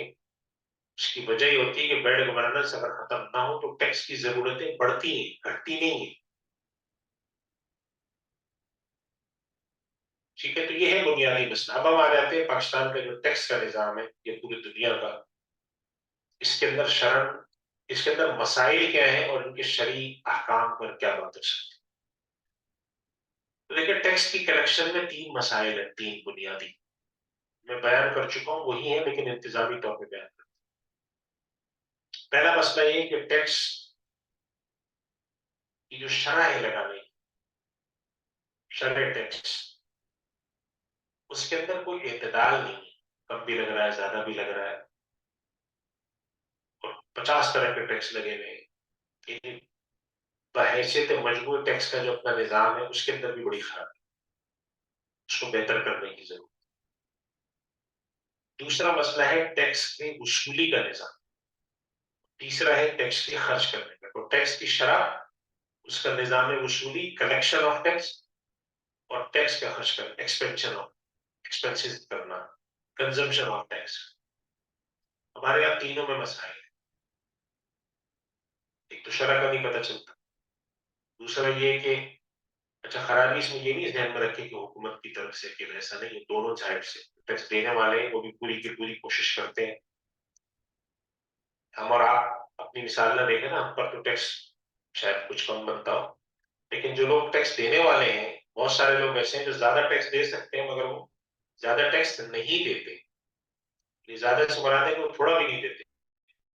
उसका नुकसान ये होता है कि हुकूमत का निजाम ही नहीं चलता। जब हुकूमत का निजाम नहीं चलता तो हुकूमत क्या करती है, ये बात याद रखें कि जब हुकूमत के वसाइल कम हो और अखराजात ज्यादा हो तो हुकूमत कर्जा लेती है, और कर्जा लेकर अपनी गुजर बसर करना वैसे ही नामुनासिब बात है, चाहे कर्जा हलाल क्यों ना हो। अगर एक आदमी के अखराजात पूरे नहीं होते और वो कर्जे ले लेकर पूरे करता है, जायज कर्जा लेता है, तो क्या सही तरीका है? लेकिन पसंद नहीं करता। और हमारे यहाँ जो निजाम है कर्जों का, वो सूद का है, तो उसमें दोहरी खराबी होती है। एक तो कर्जे, दूसरे सूद के। और जब सूद के कर्जों का सूद अदा नहीं होता, उसकी किस्त अदा नहीं होती, तो मजीद टैक्स लगाते हैं। एक अजीब सा लामुतनाही सिलसिला शुरू होता है, जिसे कहते हैं इनफिनिटी। टैक्स ज्यादा लगा रहा हूँ मैं, टैक्स ज्यादा लगा रहा हूँ, तो लोग और देने से भाग रहे हैं। एक तो हमारा जो टैक्स का निजाम है ना, टैक्स लगाने का जो वो निजाम बहुत साफ नहीं है, उसके अंदर बड़ी इस्लाहात की जरूरत है। नंबर दो, ऐसा माहौल पैदा करने की जरूरत है कि लोग टैक्स दें। लेकिन टैक्स देने के लिए जो माहौल पैदा करना है, वो ज्यादा जरूरी दो चीजें जिसकी वजह से लोग टैक्स नहीं देते हैं। पहली चीज है कि टैक्स की वसूली का निजाम सही हो। बदकिस्मती ये है, सारी दुनिया में ऐसा होता है, पाकिस्तान इसके अंदर कोई अकेला नहीं है, तो लोग पाकिस्तान को बुरा बना देते, हर दुनिया में होता है। टैक्स की वसूली के निजाम में जो लोग होते हैं ना, इनकम टैक्स ऑफिस वाले हैं, एफबीआर हैं, ऑफिसर्स हैं, तो टैक्स देने वाला और लेने वाले के दरमियान एक कलिश चलती है। कहते हैं आप ज्यादा टैक्स दें, आपने कम दिए, और यहाँ पर एक करप्शन शुरू होती है बदल। आदमी पहुंचा, उसने कहा मेरा टैक्स बनता है 2 लाख रुपए। 2 लाख रुपए, 3 करोड़ रुपए तो आपने कमाए इस साल, तो 3 करोड़ रुपए 2 लाख टैक्स नहीं। तो कहते हैं कि नहीं मेरे ये खर्चे हुए, वो हुए, फला हुए, ये वो करके वो भी सेटलमेंट करते हैं। तो नतीजे में जो टैक्स वसूली करने वाले लोग हैं, जैसे नबी करीम सल्लल्लाहु अलैहि वसल्लम ने ज़कात की वसूली के लिए जाने वालों को तलकीन फरमाई है। वहां लिखा है कि जो ज़कात देने जाएगा वो अतयबुल माल भी नहीं लेगा और अफजलुल माल भी नहीं लेगा। जहां सबसे अच्छा माल भी टैक्स में नहीं लेगा, सबसे औसत लेगा। तो टैक्स लेने का जो हमारा सिस्टम है ना, उसके अंदर भी बे इंतहा बदउनवानी। और दूसरा जो बड़ा अंश है कि टैक्स से आने वाली रकम का इस्तेमाल, उसके अंदर बड़ी बेतहाई। और लोग ये सोचते ही नहीं है कि टैक्स का माल खर्च करना यतीम के माल खर्च करने के बराबर है। और अल्लाह ताला ने जो फरमाया है कि जो लोग माल को नाहक खाते हैं, नाहक खाने के हमारे यहाँ 3 तरीके हैं, ये बात याद रखिए। नाहक ऐसा नहीं था कि बजाहिर नाहक। एक नाहक खाने का तरीका तो सबको पता है कि करप्शन। आपने जाकर कहा मुझे पैसे दो वरना टैक्स लगा दो, भत्ता या रिश्वत, उसको तो सब बुरा भी समझते हैं, गैर कानूनी भी। एक नाहक ये खाना होता है। एक नाहक खाने का तरीका ये होता है कि आप कानूनी तरीके से मुख्तलिफ लोगों को फेवर देते हैं। इन लोगों पर टैक्स नहीं लगाओ, इनको फ्रीडम दे दो, इन पर लगाओ। आपने कुछ, हमारे यहाँ झगड़ा चलता है, मशहूर झगड़ा है ना, कि फला लोगों पर, मिसाल के तौर पर पाकिस्तान में कहा जाता है एग्रीकल्चर एग्रीकल्चर पर टैक्स है, थोड़ा बहुत है, लेकिन जिन लोगों के पास जरी इनकम उन पर टैक्स है। एक झगड़ा चलता है, आपने इन पर लगाया, इन पर नहीं लगाया, ये इनको रिलैक्सेशन दे दी, इनको नहीं दी। اور تیسرا طریقہ جو غلط استعمال کا ہے ٹیکس کا، گڑبڑ کرنے کا ٹیکس کا، وہ ہوتا ہے اس کے استعمال کے اندر لاپرواہی کرنا. وہ استعمال میں لاپرواہی قانونی طریقے سے کیسے کی جاتی ہے کہ انہوں نے کہا کہ فلاں منصب پہ جو آدمی آ کے بیٹھے گا اس کو ہم پلاٹ دیں گے، اس کو ہم یہ دیں گے، اس کو وہ دیں گے، اس کو یہ دیں گے. آپ نے حساب لگایا کہ بھائی ایک آدمی کو آپ اتنی مال و دولت دے رہے ہیں. ہماری شکایت آتی ہے وزیر ہے یا کوئی فلاں ہے، ان کے ثواب دیدی فنڈ کے اندر 2 ارب روپے دے دی، انہوں نے جا کر کہا جی یہ بنے گا وہ بنے گا، اور پیسے اس طرح سے لوگوں کے کیا کرتے ہیں لٹاتے ہیں. تو ہمارے یہاں جب لوگ یہ دیکھتے ہیں کہ ہم سے جو ٹیکس لیا جاتا ہے اس کا استعمال تو اچھا نہیں ہے، لوگ پیسے اڑا رہے ہیں. پاکستان کے اندر بد انتظامی کی وجہ سے ٹیکس پیئر منی جو کہلاتی ہے نا، ٹیکس دینے والوں کا پیسہ، اس کے استعمال کے خراب طریقے سے لٹائے جانے کی بہت شکایت ہے.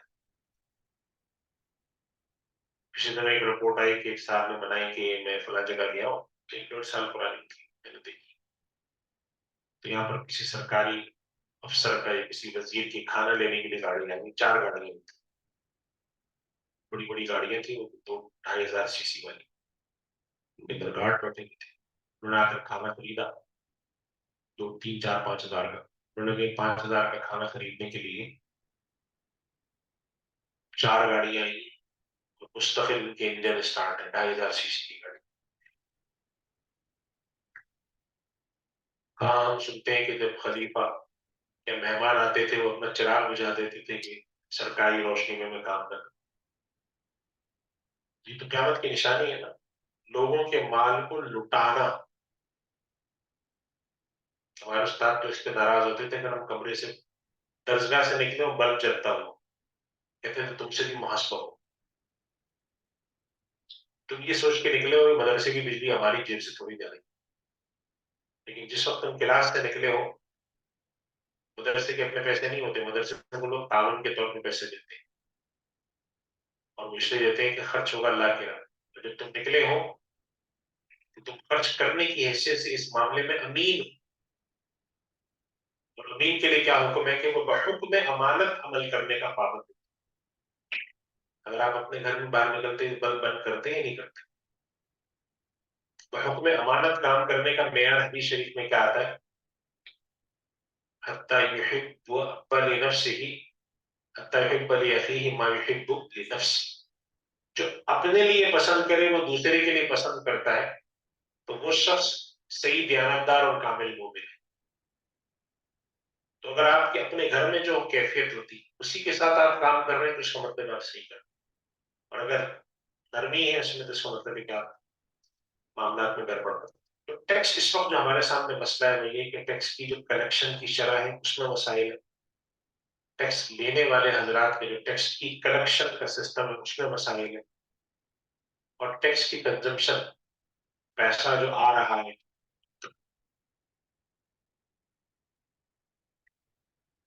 جن کے پاس ہے ان کے اندر مسائل ہے. پاکستان میں جو زکوٰۃ کا نظام ہے نا، برسبیل تذکرہ ایک مسئلہ اس کا دنیا کا اچھا نظام ہے سرکاری. تو زکوٰۃ کونسلیں بنی ہیں، لوگوں سے پیسہ لیں تقسیم پہ، بڑا اچھا سسٹم، لیکن حد سے زیادہ بد انتظامی کا شکار ہے.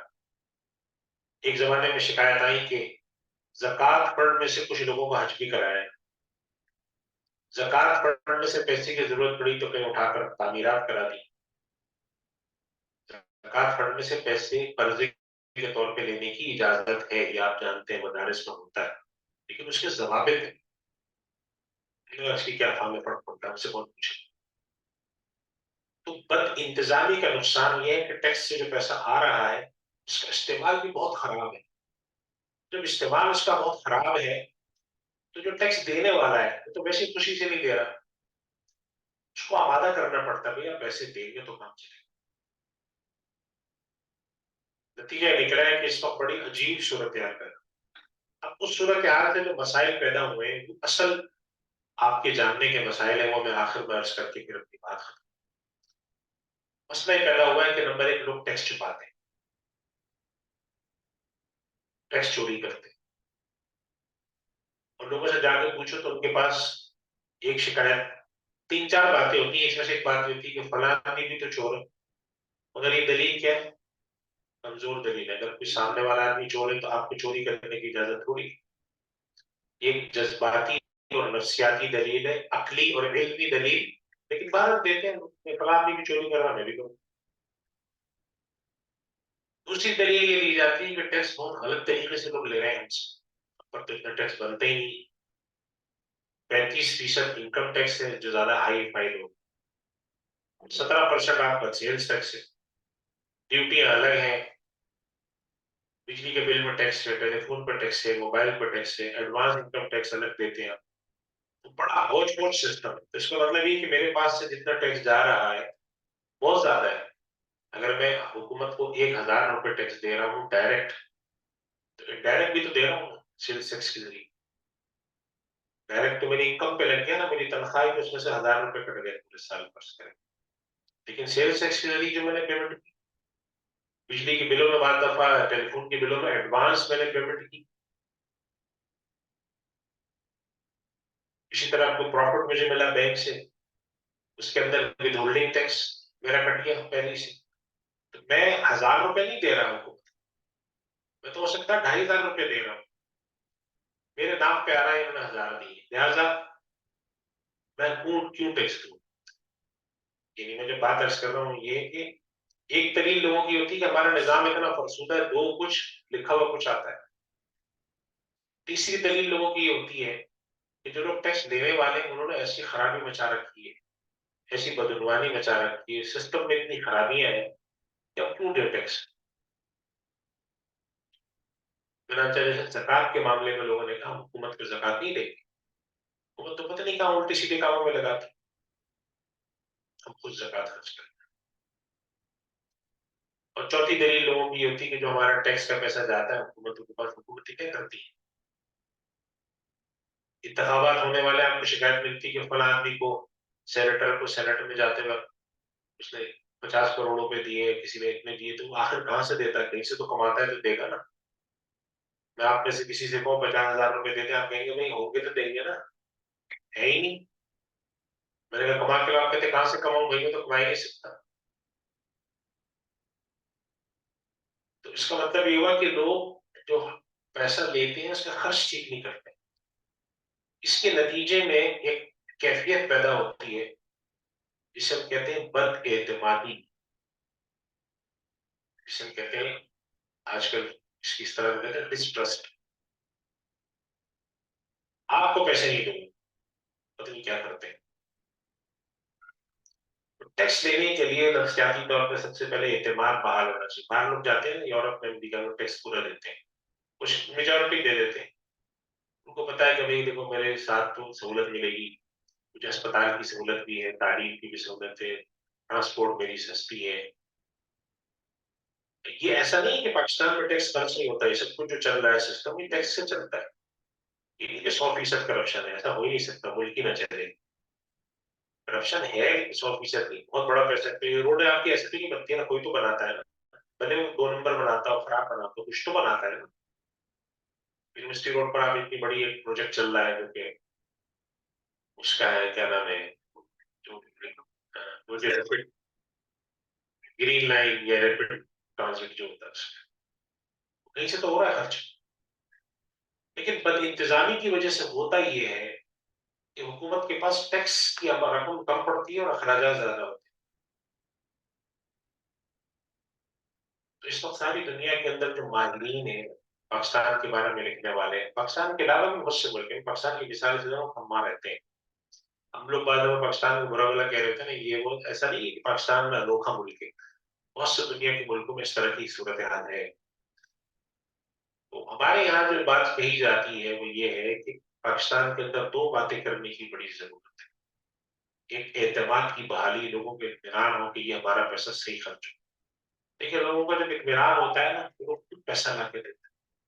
اس کی بڑی آسان سی مثال آپ نے سے جو کہ مدارس کو چھوڑ کے مثال دیتا ہوں، انڈس اسپتال کا نام سنا ہوگا، کراچی کا بڑا مشہور اسپتال ہے، کیسے چلتا ہے؟ आवाम के एहतियात से चलता है और लोग खुद आके पैसे देते हैं। क्यों? एतमाद के लिए हमारा पैसा है। वो ये नहीं देखते कि जो अस्पताल के मालिक हैं या अस्पताल को जो चला रहे हैं वो भी तो अच्छी तनख्वाह ले रहे हैं, वो भी तो गाड़ी में आते हैं, वो कहते हैं आने दो, इतना बड़ा डॉक्टर है, अगर वो अगर 5-10 लाख रुपए खर्चा करता है तो करने दो, उसकी वजह से हजारों लोगों को तो फायदा है। तो जो हुकूमत में वजीर आजम या सदर होगा, हमारे यहाँ जरा हम अवामी तौर पे पसंद करते हैं कि वजीर आजम साइकिल पर आए, चप्पल पहने, ये सब जज्बाती बात है। वजीर आजम को वजीर आजम की तरह रहना चाहिए, वो कोई हर्ज नहीं, हमारे यहाँ मिसालें मिलती हैं, लेकिन वो इंतजाम में अच्छा हो। एक वजीर आजम साइकिल पे आता हो, बद इंतजाम हो, उसका क्या फायदा साइकिल पे आने का? इंतजाम में अच्छा। दुनिया के बहुत सारे ममालिक का इंतजाम बहुत आलीशान है और उनके वज़रा, उनकी हुकूमत के लोग जो है अच्छी सवारियों तो बैठते हैं, कोई हर्ज नहीं इसमें। हमारे यहाँ के लोग ये करते हैं, थोड़ा सादा दिखाने के लिए बारिश के पानी के अंदर नंगे पाँव उतर जाओ और थोड़ा सा कीचड़ विचड़ अपने को लगा लो, तो लोग कहते हैं ये बड़ा अच्छा है। तो हमें थोड़ा सा शोर होना चाहिए, ये चीजें कोई इतना बड़ा फर्क नहीं डालती, इसलिए कि आप कराची के अंदर जिस इलाके में रहते हैं, लोगों के घरों में चले जाए, बिल ऑनर लोग हैं, उनके पास जो गाड़ियां हैं, जो उनके घर का लाइफ स्टाइल है, बड़ा अच्छा होता है। तो अगर एक आदमी ऊपर आएगा तो उसके लाइफ स्टाइल, असल मसला है बद इंतजामी और बदनवानी, वो खत्म होनी जरूरी है। अब ऐसी सूरत हाल में बहैसियत मुफ्ती आपके पास क्या सवाल आता है? आपके पास तो बड़ी एडमिनिस्ट्रेशन का नहीं आता, आपके पास सवाल आता है कि मुफ्ती साहब के मैं टैक्स छुपाने के लिए झूठ बोल सकता हूँ? क्या मैं अंडर इनवाइसिंग कर सकता हूँ? क्या मैं इनवाइस की खरीद और फरोख्त कर सकता हूँ? क्या मैं प्राइस बॉन्ड का इनाम बाहर से खरीद कर अपने नाम से दिखा सकता हूँ? होते हैं यही सवाल आते हैं ना। आपके पास ये तो नहीं आते कि हुकूमत को अपने टैक्स के अखराजात कैसे सही करने चाहिए। अब इसके बारे में हमें क्या जवाब देना चाहिए? ये वाकई थोड़ा सा पेचीदा मसला है।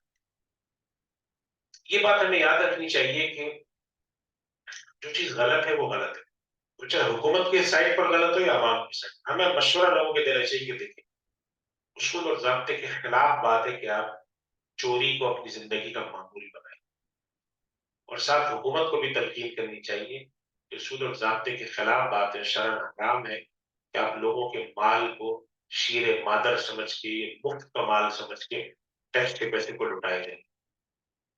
चुनांचे हमारे उलमा ये फतवा देते हैं आम तौर पे कि टैक्स अगर जालिमाना हो तो उससे बचने की गुंजाइश है, लेकिन वही वाला सवाल आ गया जो मैंने शुरू में बताया था, जालिमाना किसे कहते हैं? जालिमाना हम उसे कहते हैं जो मुझे बुरा लगता हो, हम कहते हैं ये जालिमाना है। हालांकि जालिमाना तो वो नहीं होता। तो जालिमाना होने का फैसला ना करना या ना करना, इसके बड़े मुख्तलिफ मेयार हैं। आप एक ताजिर से जाके पूछें कि टैक्स जालिमाना है, तो ताजिर की कह रहे होते, तो कहते हैं 1 रुपया टैक्स नहीं देना चाहिए, बल्कि उल्टा देना चाहिए। लेकिन जाहिर है ये इत्तदाल वाली बात तो नहीं है ना। तो टैक्स के बारे में हमेशा याद रखें, पहली बात तो ये कि जब भी कोई सवाल आता है आप लोगों को तलकीन करें कि टैक्स का अगर एक निज़ाम अवाम के मुंतखब लोगों ने मशवरे से इत्तेदाल के साथ नाफिज किया हुआ है, उस नज़्म की पाबंदी करनी शरअन मतलूब है। मुसलमान आपस के इत्तेफाक से कोई नज़्म की पाबंद अगर नाफिज करें, इंतजामी चीज, तो शरअन उसकी पाबंदी क्या है? यानी अगर आपसे आप कहते हैं कि मतलूब नहीं है, तो फिर तो इसका मतलब ये हुआ कि सिग्नल की लाल बत्ती के पर रुकना भी नहीं चाहिए शरअन। सिग्नल की लाल हरी, लाल पीली और हरी लाइटें, ये इंतजामी चीज है ना, ये कोई शरीयत का हुक्म तो नहीं।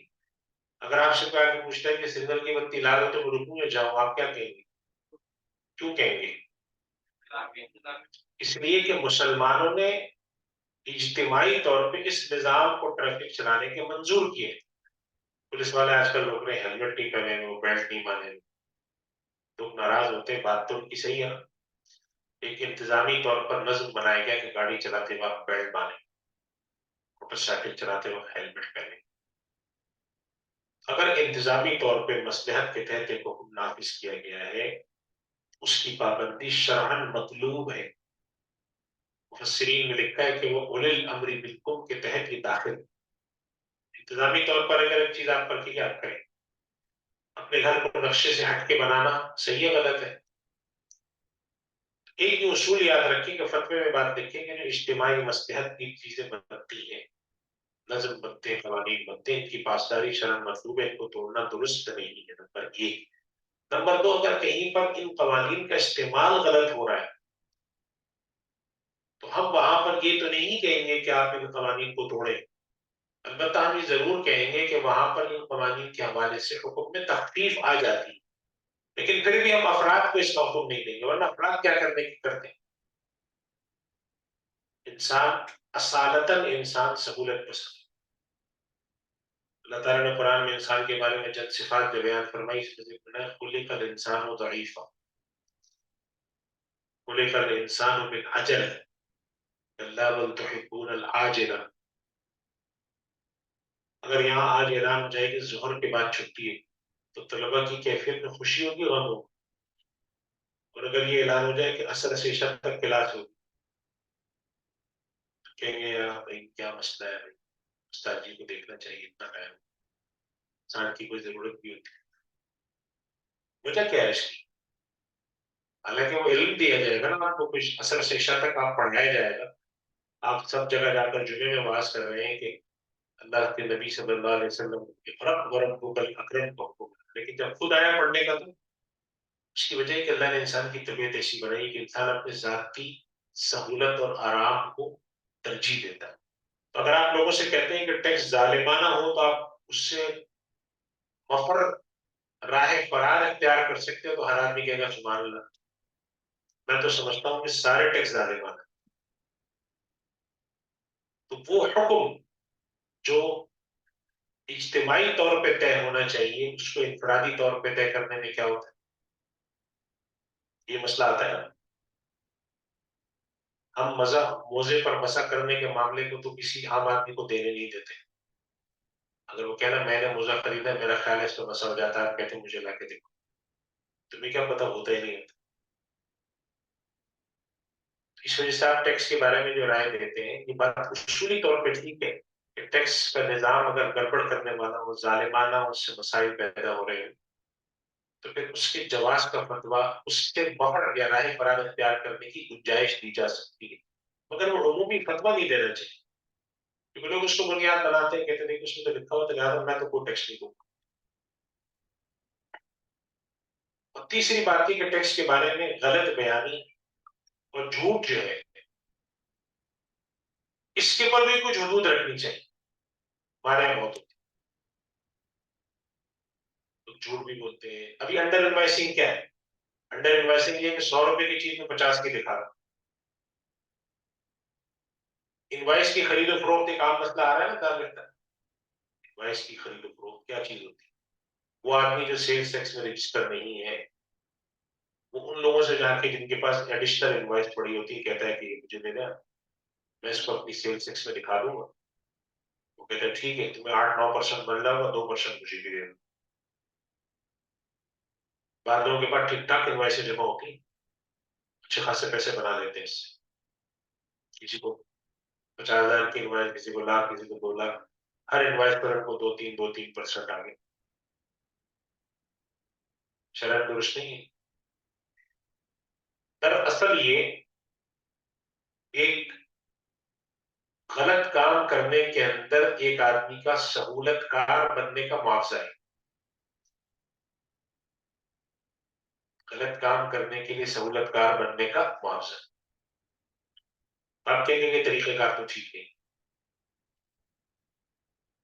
अब आखिरी बात जो है, वो हमारे यहाँ फुकाए कराम एक ताबीर करते हैं।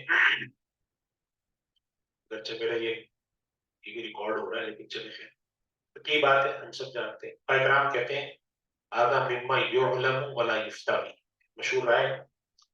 और वो ये है कि फुकाए कराम ये फरमाते हैं कि बाज मसाइल ऐसे हैं जिसको उमूमी सतह पे नहीं बयान करना चाहिए। इनफरादी हालात देखकर किसी शख्स के उनके हालात सुनकर आप उनको इनफरादी कोई मसला बता दें कि चले आपके लिए मैं समझता हूँ गुंजाइश है करके, लेकिन अलग इतलाक उसके जवाब का फतवा देने से लोग उसका इस्तेमाल गलत करते हैं। इंसान की तबीयत होती है कि वो क्या करता है आज़ाद, कि जी वो फलाँ उसमें जवाब मिलता है लिहाजा। अब जैसे हमारे यहाँ डिजिटल तस्वीर के जवाब का है ना, कि अगर आप कैमरे में तस्वीर बना रहे हैं जैसे कि वीडियो बिल बन रही है। अब जवाब का फर्क तो यहाँ तक था ना, ये थोड़ी कि आदमी खाने काबा में घुसा हुआ अपनी वीडियो बना रहा है, यहाँ बना रहा है, यानी कि एक है किसी चीज़ की इजाज़त होना और एक है किसी चीज़ का बद या गलत इस्तेमाल। मिसाल के तौर पे हँसने की इजाज़त है ना, अगर हम एक-दूसरे को लतीफ़ा सुना के हँसे तो शर्म नाजायज़ है इससे जायज़ है। एक ये कि आप जुमे के दिन जाके इमाम साहब को लतीफ़ा सुनाएँ मिंबर पे और आप कहें इमाम साहब तो शर्म जायज़ है लतीफ़ा सुनाना? कहते हैं कि जायज़ तो है मगर ये तो कोई तरीका ही नहीं है ना, बदतमीज़ी बदतहज़ीबी है ना।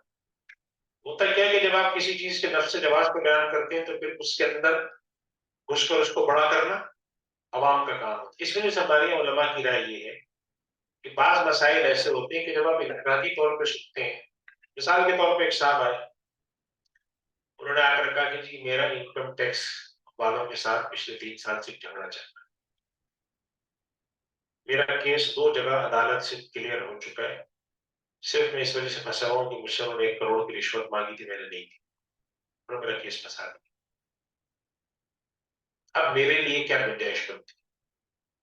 तो अब हो सकता है कि एक मुफ्ती इनकी सूरत-हाल का जायज़ा लेने के बाद इस नतीजे पर पहुँचे, कि ये आदमी वाक़ईतन मसाइब का शिकार है, इसके साथ ज़ुल्म हो रहा है और हमारा जो एक मजमूई निज़ाम इंसाफ़ है, उसमें मुख्तलिफ़ मुश्किलात की वजह से इनको इंसाफ़ मिलने में बहुत ताख़ीर है। लिहाज़ा मैं समझता हूँ कि अगर मैं इनको इसकी इजाज़त दे दूँ, तो इनकी ज़ात की हद तक तो इसकी गुंजाइश नहीं करती। अब ये फ़ैसला करने का ज़ाहिर-सी बात है, किसी भी सूरत-हाल के बारे में अगर किसी डॉक्टर किसी की बीमारी है तो उसके बारे में फ़ैसला कौन करता है? डॉक्टर करता है। किसी ऐसे कैफ़ियत के बारे में 2-3 मुफ्ती हज़रात ने, बड़े मुफ्ती उन्होंने बैठकर फ़ैसला किया कि हमारा ख़्याल है इस शख़्स की सूरत-हाल वाक़ईतन आम सूरत-हाल से मुख्तलिफ़ है, लिहाज़ा इसको कुछ गुंजाइश देने मेरे को ऐसा हर्ज नहीं मालूम होता। तो ये बात है कि अगर आप समझते हैं कि कोई ऐसी सूरत-हाल सामने आ गई है, तो वहाँ पर तो आप ये कह सकते हैं कि आप किसी को एक ज़बानी राय दे दें, सब ताकीद करते हैं कि आप दूसरे उलमा से मशवरा करें। लेकिन अगर इख़्लाफ़ लिख कर देना कि टैक्स चूँकि हमारे यहाँ गलत इस्तेमाल होता है, लिहाज़ा टैक्स नहीं देना चाहिए, या टैक्स के अंदर झूठ बोलने की इजाज़त है, ये तरीका ठीक नहीं। क्योंकि देखिए आज तो आज हालात खराब है, लेकिन कल पाकिस्तान के हालात अल्लाह ताला और अच्छे कर दे। ये गवर्नेंस खराब की ऐसी भी नहीं कि पाकिस्तान खुदा ना खास्ता बिल्कुल ही गया गुज़रा हो। लेकिन कल अगर हालात अच्छे हो जाते हैं, फर्ज़ करें आप पाकिस्तान के बजाय दुबई में बैठे, जहाँ पर सिस्टम में क्लैरिटी है, वहाँ क्या हुक्म होगा? टैक्स दें या ना दें? बस इसका मतलब है कि टैक्स देना तो सही हुआ ना, जायज़ हुआ। वहाँ गलत बयानी कोई करेगा, झूठ बोलेगा तो आप कहेंगे आपके लिए वहाँ दुरुस्त नहीं है, इसलिए कि आपको टैक्स देने के नतीजे में सारे फ़ायदे मिलते हैं। कोई करप्शन को बदनवानी नहीं होती। तो आप ये कैसे फैसला करने वाले हो गए कि मैं नहीं दूँगा टैक्स? इस वजह से अमूमी आराम में हमारे यहाँ बाज़ दफ़ा जो ये राय इख्तियार की जाती है कि बिल्कुल गलत है और झूठ ज़ुल्म है और इससे मैं समझता हूँ कि हमें बचना चाहिए। हमें उसूली मौक़िफ़ इख्तियार करना चाहिए कि मसलहत आम्मा के तहत मुसलमानों के नुमाइंदा और हुक्मरानों ने जो असेंबली में जाते हैं, उन्होंने एक निज़ाम तय किया है जिसके ऊपर गौर व ख़ौज़ होना है। उस निज़ाम को नाफ़िज़ करने में जो ख़राबी है, उनको ख़त्म यानी अगर आपसे कोई शख्स कहता है कि पाकिस्तान की मैं दीनी मदारिस में गया, मुझे फला-फला कमज़ोरियाँ नज़र आईं। तो क्या आपका जवाब क्या होता है कि पाकिस्तान के दीनी मदारिस में बच्चों को दाखिल नहीं कराना चाहिए? ये मशवरा कोई देता है? आप मशवरा देते हैं कि उस खराबी को दूर करना चाहिए, मगर ये निज़ाम तो ज़रूरी है। आप कहेंगे टैक्स का निज़ाम तो ज़रूरी है, नहीं तो मुल्क ही नहीं चलेगा। अलबत्ता जो बद-इंतज़ामी है, हुकूमत की क्या ज़िम्मेदारी बनती है? तरग़ीब दें, वो डराएँ। अल्लाह ताला ने कुरान करीम में फ़ुक़हाए किराम की जो ज़िम्मेदारी बताई है, वो क्या है? लियतफ़क़्क़हू फ़िद्दीन व लियुनज़िरू क़ौमहum। तो जाके बताएँ अल्लाह के मेरे पास एक दफ़ा एक साहब आए, वो किसी सरकारी इसमें बड़े इसमें मुलाज़िम, उससे फरमाने लगे जाते वक़्त, नेक आदमी थे बहुत, इस लिहाज़ से उन्होंने मुझसे भी कह दिया, कहने लगे कि आप मुझे कोई मशवरा दें, कोई नसीहत की बात। मैंने कहा आपके लिए मेरी अगर आप नाराज़ हो तो गुज़ारिशात है आपकी, नसीहत तो मैं क्या करूँ? میری گزارش یہ کہ آپ کو منصب ایسا ہے کہ آپ اختیار استعمال کر سکتے ہیں، تو پہلی کوشش آپ یہ کیجیے گا کہ ظلم نہ کریں، دوسرا کام یہ کیجیے گا حرام مت، حرام کھانا بھی ظلم کی ایک قسم ہے، لیکن وہاں میری مراد تھی کہ لوگوں کو پکڑنا، تنگ کرنا، اور حرام سے مراد تھی کہ اپنے اقتدار کو، اپنے اختیار کو استعمال کرتے ہوئے لوگوں سے پیسے پکڑنا. یعنی میں ان سے کہتا کہ آپ خوب تلاوت کریں، خوب نمازیں پڑھا کریں، برے کیا کریں، وہ بھی صحیح تھا، لیکن ان کے منصب کو دیکھتے ہوئے نصیحت کیا ہے؟ ظلم نہ کریں. حدیث شریف میں جو آتا ہے کہ اللہ کے عرش کے سائے کے نیچے ہوں گے لوگ، اللہ کے عرش کے سائے کے نیچے ایک بادشاہ بھی ہوگا. وہ کون سا بادشاہ ہے؟ تاج گزار ہے، قرآن شریف کا حافظ ہے. کیا تعریف اس کی؟ امام عادل. کیوں؟ بادشاہ کا جو وصف ممتاز ہے، الوصف الممیز، بادشاہ کا وہ کیا ہے؟ نمازی ہونا یا عادل ہونا؟ عادل. تو جو آدمی حکومت میں ہو، اقتدار میں جاتا ہو، اس کو کہیں جائیں تو یہ سوچ کر جائیں کچھ ظلم نہ کرے، حرام نہ کرے، تو نظام کو بہتر کرے. تو یہ خلاصہ کلام ہے ٹیکس کے حوالے سے. کہ ٹیکس لگانے کے بارے میں علماء کی رائے یہ ہے کہ منصفانہ ٹیکس لگنا چاہیے. جب ایک دفعہ منصفانہ ٹیکس لگے تو اس کی ذمہ داری سب کی ہے کہ وہ دے. انتظامی طور پر یہ طے شدہ ہے. اگر ہماری جماعت جو ہم یہاں بیٹھے ہیں 15-20 لوگ، اگر ہم یہاں سے اٹھ کر پکنک پہ جاتے ہیں اور کسی جگہ جا کر پڑاؤ ڈالنے کے بعد کہتے ہیں کہ 4 ساتھی کیمپ لگائیں گے، 4 ساتھی جو ہے وہ کھانے پینے کے بندوبست کریں گے، باقی 4 ساتھی صفائی ستھرائی کریں گے اور بستر بستر بچھائیں گے، تو ان میں سے 2 کہتے ہیں ہم کچھ نہیں کریں گے. یہ کرنا ٹھیک ہے کیا شرع؟ کیوں؟ مباح چیزوں کے اندر جب آپس میں اجتماعی مشاورت سے ایک نظم طے ہو جائے، اس نظم کی پابندی کرنی شرعاً مطلوب ہے. اللہ کے نبی صلی اللہ علیہ وسلم نے امیر کو مقرر کرنے کا کیوں حکم دیا؟ حکم ہے نا. ہمارے تبلیغی حضرات جب بھی نکلتے ہیں امیر کو مقرر کرتے ہیں، مصنون عمل ہے. کیوں حکم دیا؟ تاکہ ایک نظم پیدا ہو. نظم مطلوب ہے. اللہ کے نبی صلی اللہ علیہ وسلم جب بھی کسی کو بھیجتے تھے بغیر امیر کے کہیں بھیجا؟ کسی کو نہیں بھیجا بغیر امیر. تو امیر کا تقرر جو تھا کہ انتظامی معاملہ ہے. تو انتظامی طور پہ اگر آپ نے ایک چیز طے کر لی تھی کہ اس ملک کو چلانے کے لیے ہمارے پاس وسائل کم ہے تو ہم ٹیکس جمع کیا کریں گے، اس سے ہم یہ کام کیا کریں گے. تو آپ نے ٹیکس کا جمع کرنا اصولاً درست، شرح اس کی صحیح ہو، چھپانا اصول کرنے کا طریقہ، کلیکشن کا جو طریقہ ہے وہ ٹھیک ہو، اس میں ظلم نہ ہو، کرپشن نہ ہو، بدعنوانی نہ ہو، اور آنے کے بعد جو پیسہ اس کے یتیم کے مال کی طرح خرچ کیا جائے کہ جہاں ضرورت ہو وہاں خرچ کیا جائے. لٹانے سے بچا جائے، اس لیے کہ لٹانے والا اپنے پیٹ میں جہنم کی آگ بڑھتا ہے. ترغیب. اور اس کے باوجود یہ بات یاد رکھیں کہ معاشرہ کبھی بھی 100% نیک نہیں ہوتا. اللہ کے نبی صلی اللہ علیہ وسلم سے زمانہ جتنا دور جاتا ہے اس زمانے کے اندر کیا ہے؟ فساد ہے. کوئی تو وجہ تھی کہ ہمارے فقہا میں سے حضرت امام ابو حنیفہ رحمۃ اللہ علیہ اور بعض بڑے فقہا، حضرت امام احمد بن حنبل، کسی سرکاری منصب کو قبول کرنے کے لیے زندگی بھر تیار نہیں.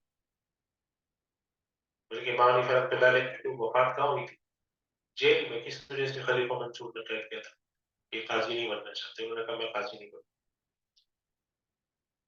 تو وہ کیا وجہ تھی اس کی؟ وہ کہتے تھے کہ بھائی کوئی نہ کوئی بے احتیاطی تو ہونی ہے اس میں، زیادہ میں اس کام میں جاؤں گا ہی نہیں.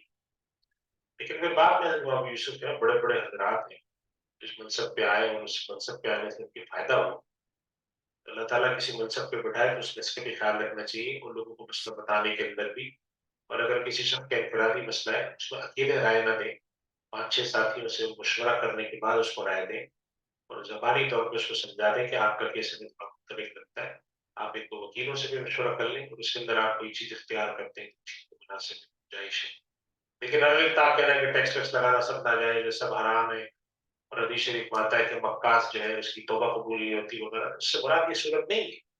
مکاس کے بارے میں علماء نے لکھا ہے کہ یہ وہ لوگ ہوا کرتے تھے آج بھی اب بعض گاؤں دیہات میں تو ختم ہوتا جا رہا ہے، لیکن گاؤں دیہات میں یہ طریقہ ہوا کرتا تھا کہ جو گاؤں کا بڑا وڈیرا یا بڑا خان ہوتا تھا تو اس کو گاؤں کی دکانوں کی طرف سے مفت میں کھانا آتا تھا، مفت میں سامان آتا تھا. جیسے آج کل یہ کام کہاں کس کے ساتھ ہوتا ہے؟ کھانے کے ساتھ ہوتا ہے بس. ہم ذرا پولیس والوں کو زیادہ ہی بول دیتے ہیں، ایسے ہمیشہ سارے تو ایسے نہیں ہوتے، لیکن بعض دفعہ ایسا ہوتا ہے کہ تھانے میں آپ جائیں تو پتہ چلے کہ پھل والے نے 1 کلو سیب بھیجے ہوئے ہیں، کسی نے مونگ پھلی بھیجی ہوئی ہے، کسی نے دودھ بھیجا ہوا ہے. عمومی نہیں ہے لیکن بعض دفعہ ہوتا ہے. یہ کیفیت بخش ہے. اپنے منصب اور جاہ کو استعمال کرتے ہوئے لوگوں سے مال اپنے یہاں منگوانا اور نہ آنے کی صورت میں ان کو کہنا اچھا اب تمہیں میں بتاتا ہوں. اسی لیے ہمارے بعض بزرگوں کا طریقہ تھا کہ جو لوگ پہلی دفعہ ملنے آتے تھے ان سے ہدیہ نہیں لیتے تھے. کہتے تھے کہ ہدیہ تو نتیجہ ہے محبت کا، اور ہماری ملاقات ہی پہلی دفعہ ہو رہی تو محبت کیسے ہوگی؟ جب تم آنا جانا کرو گے اس کے بعد دیکھو گا ہدیہ. حالانکہ اس میں حرج نہیں ہے پہلی ملاقات میں ہدیہ لینا، جب کوئی ملنے آ رہا ہے آپ سے کچھ تو جانتا ہے نا، وہ جلدی تو آ رہا ہے. لیکن ان کی پیش نظر وہ بات تھی کہ کہیں پہ خدا نہ خواستہ اپنی جاہ کو استعمال کرتے ہوئے مصادرہ اعلی الاموال کا مرتکب نہ ہو. چانچہ کسی بزرگ کا میں پڑھ رہا تھا ایک دفعہ دکان گئے تو خریداری بھاؤ تاؤ کر رہے تھے تو ان کے ساتھ کوئی صاحب آگے کہنے لگے تم ان کو نہیں پہچانتے تو بہت بڑے عالم و مفتی ان کو کچھ رعایت کر. تو انہوں نے سامان چھوڑ دیا، انہوں نے کہا میں اپنا دین بیچنے نہیں آیا. حالانکہ شرن جن صاحب نے ان کی سفارش کی تھی وہ غلط نہیں کی تھی، وہ بھی جائز ہے کہ بھئی یہ کتنے بڑے آدمی ہیں. مثلا مفتی نہ ہوتے تو ڈاکٹر ہوتے کہ فلاں ہمارے علاقے کے بڑے مشہور ڈاکٹر ہیں اور لوگوں کا بڑا خیال کرتے ہیں، آپ بھی ان کے ساتھ خیال کریں. وَإِذَا حُيِّيتُم بِتَحِيَّةٍ فَحَيُّوا بِأَحْسَنَ مِنْهَا. ایک بڑے عالم ہیں، بڑا شخص ہے، لیکن انہوں نے اس بات کو پسند نہیں فرمایا. انہوں نے کہا کہ یہ نہ ہو کہ میں جا کر ان سے کہہ رہا ہوں سنو تمہیں پتہ نہیں ہے میں اتنا بڑا مفتی ہوں، لہٰذا سیب آدھی قیمت پہ دو، گوشت آدھی قیمت پہ دو. تو اپنی وجاہت کو ایسے استعمال کر کے اس کا عوض لینے کو ہمارے یہاں لوگوں نے پسند نہیں فرمایا. ایسے ہی ہے نا. تو اس وجہ سے ہم ٹیکس کے بارے میں بھی یہ بات کرتے ہیں کہ ٹیکس کے اندر اگر آپ یہ سمجھتے ہیں کہ کہیں پر ایسا ظلم ہو رہا تو وہاں پر آپ کو رائے دینے سے پہلے ان سے کہ 4-5 لوگوں سے رائے لیں، کسی وکیل سے بھی رائے لیں. اور اگر آپ سمجھتے ہیں کہ میں اس قضیے میں بلا وجہ میں پھنسایا گیا ہوں اور اس سے نکلنا بہت مشکل ہے اور آپ کچھ توریہ کے طور پر استعمال کرتے ہوئے نکلتے ہیں تو ہمیں اس کی گنجائش معلوم ہوتی ہے، تو پھر یہاں تک میں سمجھتا ہوں کہ اجتماعی رائے سے اس کی فروغ کیا جا سکتا ہے. تو یہ بس چند گزارشات تھے ٹیکس کے حوالے سے. اور باقی یہ کہ ٹیکس کے مسائل ایسے ہیں کہ وہ مستقل آتے رہتے ہیں. آپ یہ سمجھیں کہ بہت ہو جائے مستقل نوعیت کے آتے رہتے ہیں تو وہ آتے رہیں گے مستقبل میں بھی. اس کے حوالے سے کچھ چیزیں پڑھ کے رکھنی چاہیے ہمیں. آج کے دن تو میں نہیں بتاتا، بتانا ممکن بھی نہیں تھا، جو ویسے بھی وہ ٹیکنیکل چیز ہے. ٹیکس کیا ہوتا ہے، ڈائریکٹ ٹیکس کیا ہوتا ہے، انڈائریکٹ ٹیکس کیا ہوتا ہے، لیوی کیا ہوتی ہے، ڈیوٹی کیا ہوتی ہے، ٹول کیا ہوتا ہے، ان کے لگانے کے طریقے کیا ہوتے ہیں، کیسے کلیکٹ ہوتا ہے، کیسے خرچ ہوتا ہے. اس کے بارے میں نا آپ لوگ تھوڑے سا اگر کہیں ممکن ہو کوئی کورس اٹینڈ کر لیں، معلومات لیں، اس سے فائدہ ہوتا ہے، آپ کو نظام سمجھ میں آتا ہے اور آپ سمجھتے ہیں کہ اچھا اس کے اندر ٹیکس کے اندر بجٹ ایلوکیشن کیسے ہوتی ہے، بجٹ کیسے بنتا ہے، ہمارے اخراجات کیا ہوتے ہیں، ڈیولپمنٹ ایکسپینڈیچر کیا ہوتے ہیں، رننگ ایکسپینس کیا ہوتے ہیں. ساری چیزوں کے بارے میں نا اس کے بارے میں پھر آپ کو رائے دینے میں تھوڑی سی آسانی ہو جاتی ہے. تو بس یہ گزارشات کی میں اس کی بات ختم کرتا ہوں. وآخر دعوانا کوئی سوال اگر کسی کا تو 1-2 سوال لے لیتے ہیں اس کے بعد پھر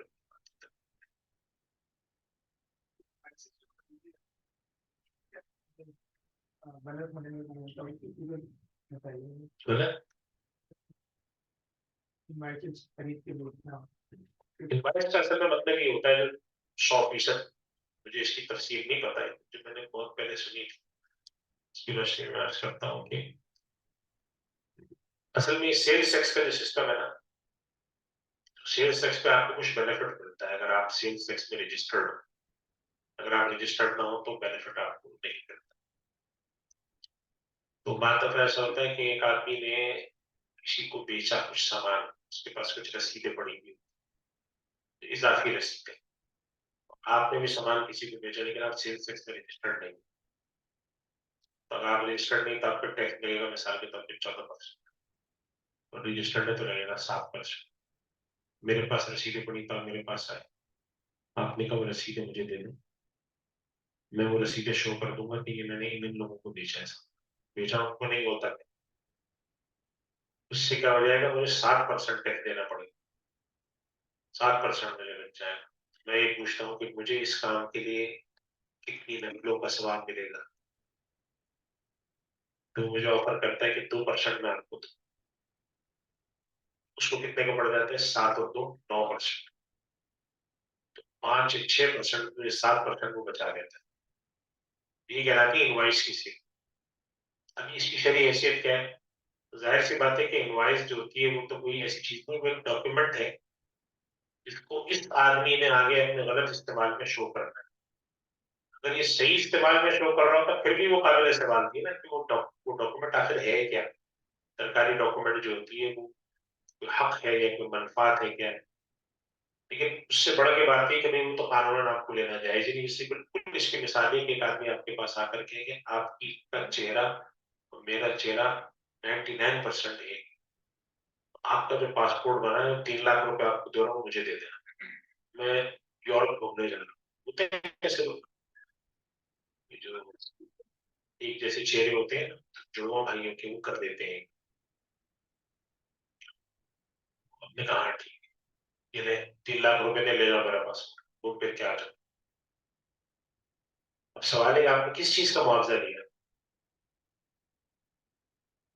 एक आपके पास एक डॉक्यूमेंट थी जिसको सामने वाला एक गलत इस्तेमाल में ला सकता था, आपने उसकी इसको इजाजत देकर उसका मुआवजा लिया। अब इसकी एक और मिसाल है, उससे तो बिल्कुल मतलब समझ में आ जाएगा, एक आदमी आपका दरवाजा खटखटाता है, आपका दोस्त रात को 10 बजे आता है, क्या उसने कहा कि तुम्हारे पास जो छेनी हथौड़ी और पलास और ड्रिल मशीन का सेट है वो मुझे दे दो, मुझे क्या करने जा रहे हैं। उसने कहा एटीएम मशीन के अंदर सुराख करके पैसे निकालने। आपने कहा हाँ ठीक है, मुझे क्या दो, उसने कहा ये जो मैं तुमसे टूल ले जा रहा हूँ इसका 3,000 रुपये मुआवजा दूंगा। आपने कहा ये लीजिए, जज़ाकल्लाह। ये जायज होगा ना, जायज होगा, हालांकि टूल का किराए पे देना तो बजाते खुद जायज काम है, लेकिन किसकी वजह से नाजायज हो रहा है। अब अगर किसी चीज का बजाते खुद देना ही मशकूक मामला, मतलब रसीद है, रसीद की वजह किस चीज की वजह, आपकी वजह है क्या है, खासतौर पे वो रसीद जो कि नॉन ट्रांसफरेबल होती है, ठीक है, रसीद गलत क्यों होती है, रसीद असल में मेरे नाम बनी, मैंने इन 3 लोगों को सामान बेचा, उसकी रसीद मेरे पास पड़ी, आप आगे आपने आधार कार्ड लिंक के सामान बेचे थे, इसकी रसीद मुझे मैं अपने यहाँ शो कर दूँ, तो हालांकि इनको सामान तो मैंने बेचा, आपने थोड़ी बेचा, तो आप तो एक गलत काम ये करते हैं, ये शो करते हैं कि इनको मैं बेचा, दूसरा उसको बदले में टैक्स बचाते हैं, तीसरा मैं जब पूछता हूँ आपसे कि मेरा भी तो कुछ फायदा हो, कहते हैं आपको भी 2% मिलेगा। इस वजह से इस मामले के अंदर खिदा भी है, किज़्ब भी है, इसके हम जवाज का फतवा नहीं देते।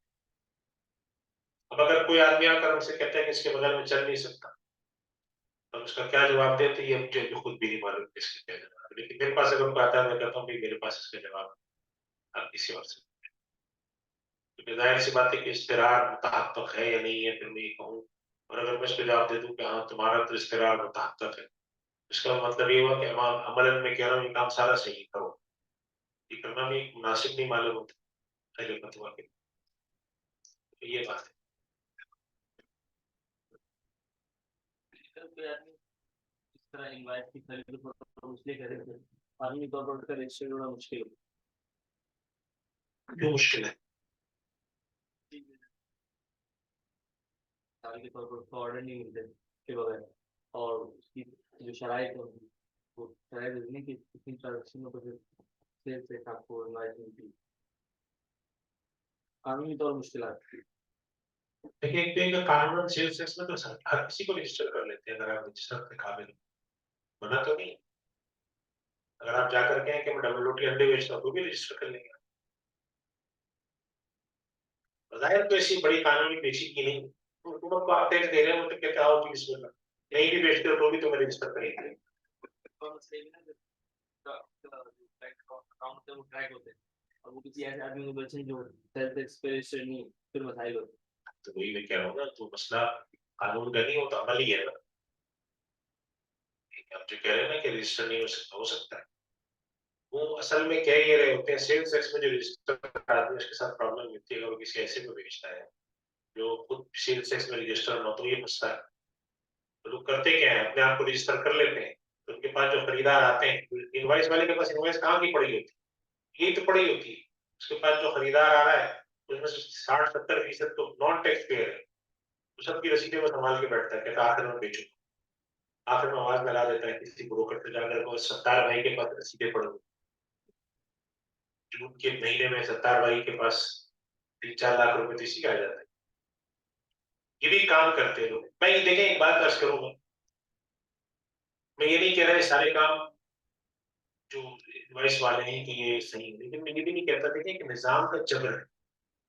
काफी मार्केट में बैठा मैं जानता हूँ तो बैठे वो कह रहे हैं मैं टैक्स का काम कर ही नहीं सकता, मार्केट में कोई नहीं करता, मैं करूंगा तो मैं बाहर हूँ, क्योंकि जितने मार्जिन पे लोग काम कर रहे हैं उस मार्जिन को मैं टैक्स में दे दूंगा, तो मेरे लिए क्या हुक्म है शरत। मैं उनको समझाता हूँ, मैं आपको कैसे कहूँ कि आप चोरी करें,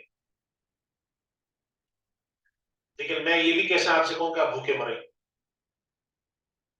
एक ऐसा माशरा जहाँ पे चोरी करना एक सिफत महमूदा बन जाए, वहां पर बका बड़ी मुश्किल होती है, मुफ्ती के लिए भी मुश्किल होता है, लॉयर के लिए मुश्किल होती है, जज के पास जाए तो जज को मुश्किल होती है, जज कहते हैं मुझे मालूम है कि ये गलत कर रहा है मगर मैं इसके खिलाफ फैसला दूंगा, ये तो भूखा मर जाएगा। तो आप देखें कि कराची में 1.5 साल पहले शदीद बारिशें, याद है ना, बहुत बारिशें थी, तो खारा दर और मीठा दर इन इलाकों में टैंक और गटर वटर सब मिल गए, वैसे भी कराची के बहुत सारे इलाकों में मिले हुए हैं। अदालत में सवाल आया कि मस्जिद में हम जो पानी इस्तेमाल कर रहे हैं 1 हफ्ते से उसमें हल्की सी बहक आ रही है, रंग मजा का एक शर्त होता है कि हम क्या करें।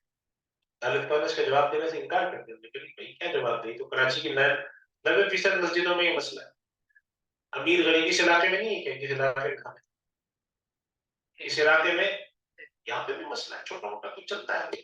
फला जगह पर लाइट टूटी हुई है, वो टैंक में पानी आ गया, आदमी कह रहे हैं मुझे हल्की सी बू आ रही है इसमें। मेरी एक दफा मुफ्ती साहब से बात हुई थी उस्ताद, उन्होंने फरमाया कि ये ना इब्तिलाए आम अम्मत बिहिल बलवा है, तो इब्तिलाए आम की सूरत में अहकाम खास होते हैं, और खास अहकाम पे उमूमी फतवा नहीं देना चाहिए, इस वजह से हमने फतवा रोक दिया। तो लोगों से कहा कि देखिए इसकी बात न करें, अपने इलाके में जाकर कोशिश करें कि पानी साफ आए, इसलिए कि मैं अगर फतवा दूंगा ना साफ पानी से वजू करें तो वो लोग कहाँ जाएंगे। खारा दर में अगर पानी मिक्स आ रहा है तो मैं खारा दर को कहूंगा कि आप कहाँ जाए, तो मीठा दर जाएंगे, मीठा दर में भी मिक्स आ रहा है, अब सब मिलकर गए वो साहिल समंदर जाएंगे वजू करने। हमारा क्या है, ये अम्मत बिहिल बलवा है ना, तो ये भी नहीं होना चाहिए कि आप सामने वाले को मायूस कर देंगे तुम्हें तो जहन्नम में जाना तय है, ये भी नहीं होना चाहिए। और ये भी नहीं होना चाहिए कि आप बिल्कुल आजाद करने के लिए भाई तुम जो भी करो सही है, कि फलो माशित, बीच की एक रास्ता रखना चाहिए। अगर आप समझते हैं किसी चीज में इत्तलाए आम है तो आप उस पर अमूमी फतवा न दें, इख्तिसासी तौर पर उसको बता दें कि देखिए काम तो गलत है, लेकिन हम समझते हैं कि आप जिस माहौल में जिंदा है उसके बगैर गुजारा नहीं है, तो बचते हुए जहां तक मुमकिन हो गलत काम से बचे और बेहतरी की कोशिश करें। क्योंकि अगर आप अगर इतना फतवा देते हैं ना तो लोग गलत चीजों को सही समझने लगते हैं, और एक नस्ल के बाद लोग समझते हैं तो गलत है ही नहीं, इसको किसने नाजायज कहा, ये हो जाता है। और आखिर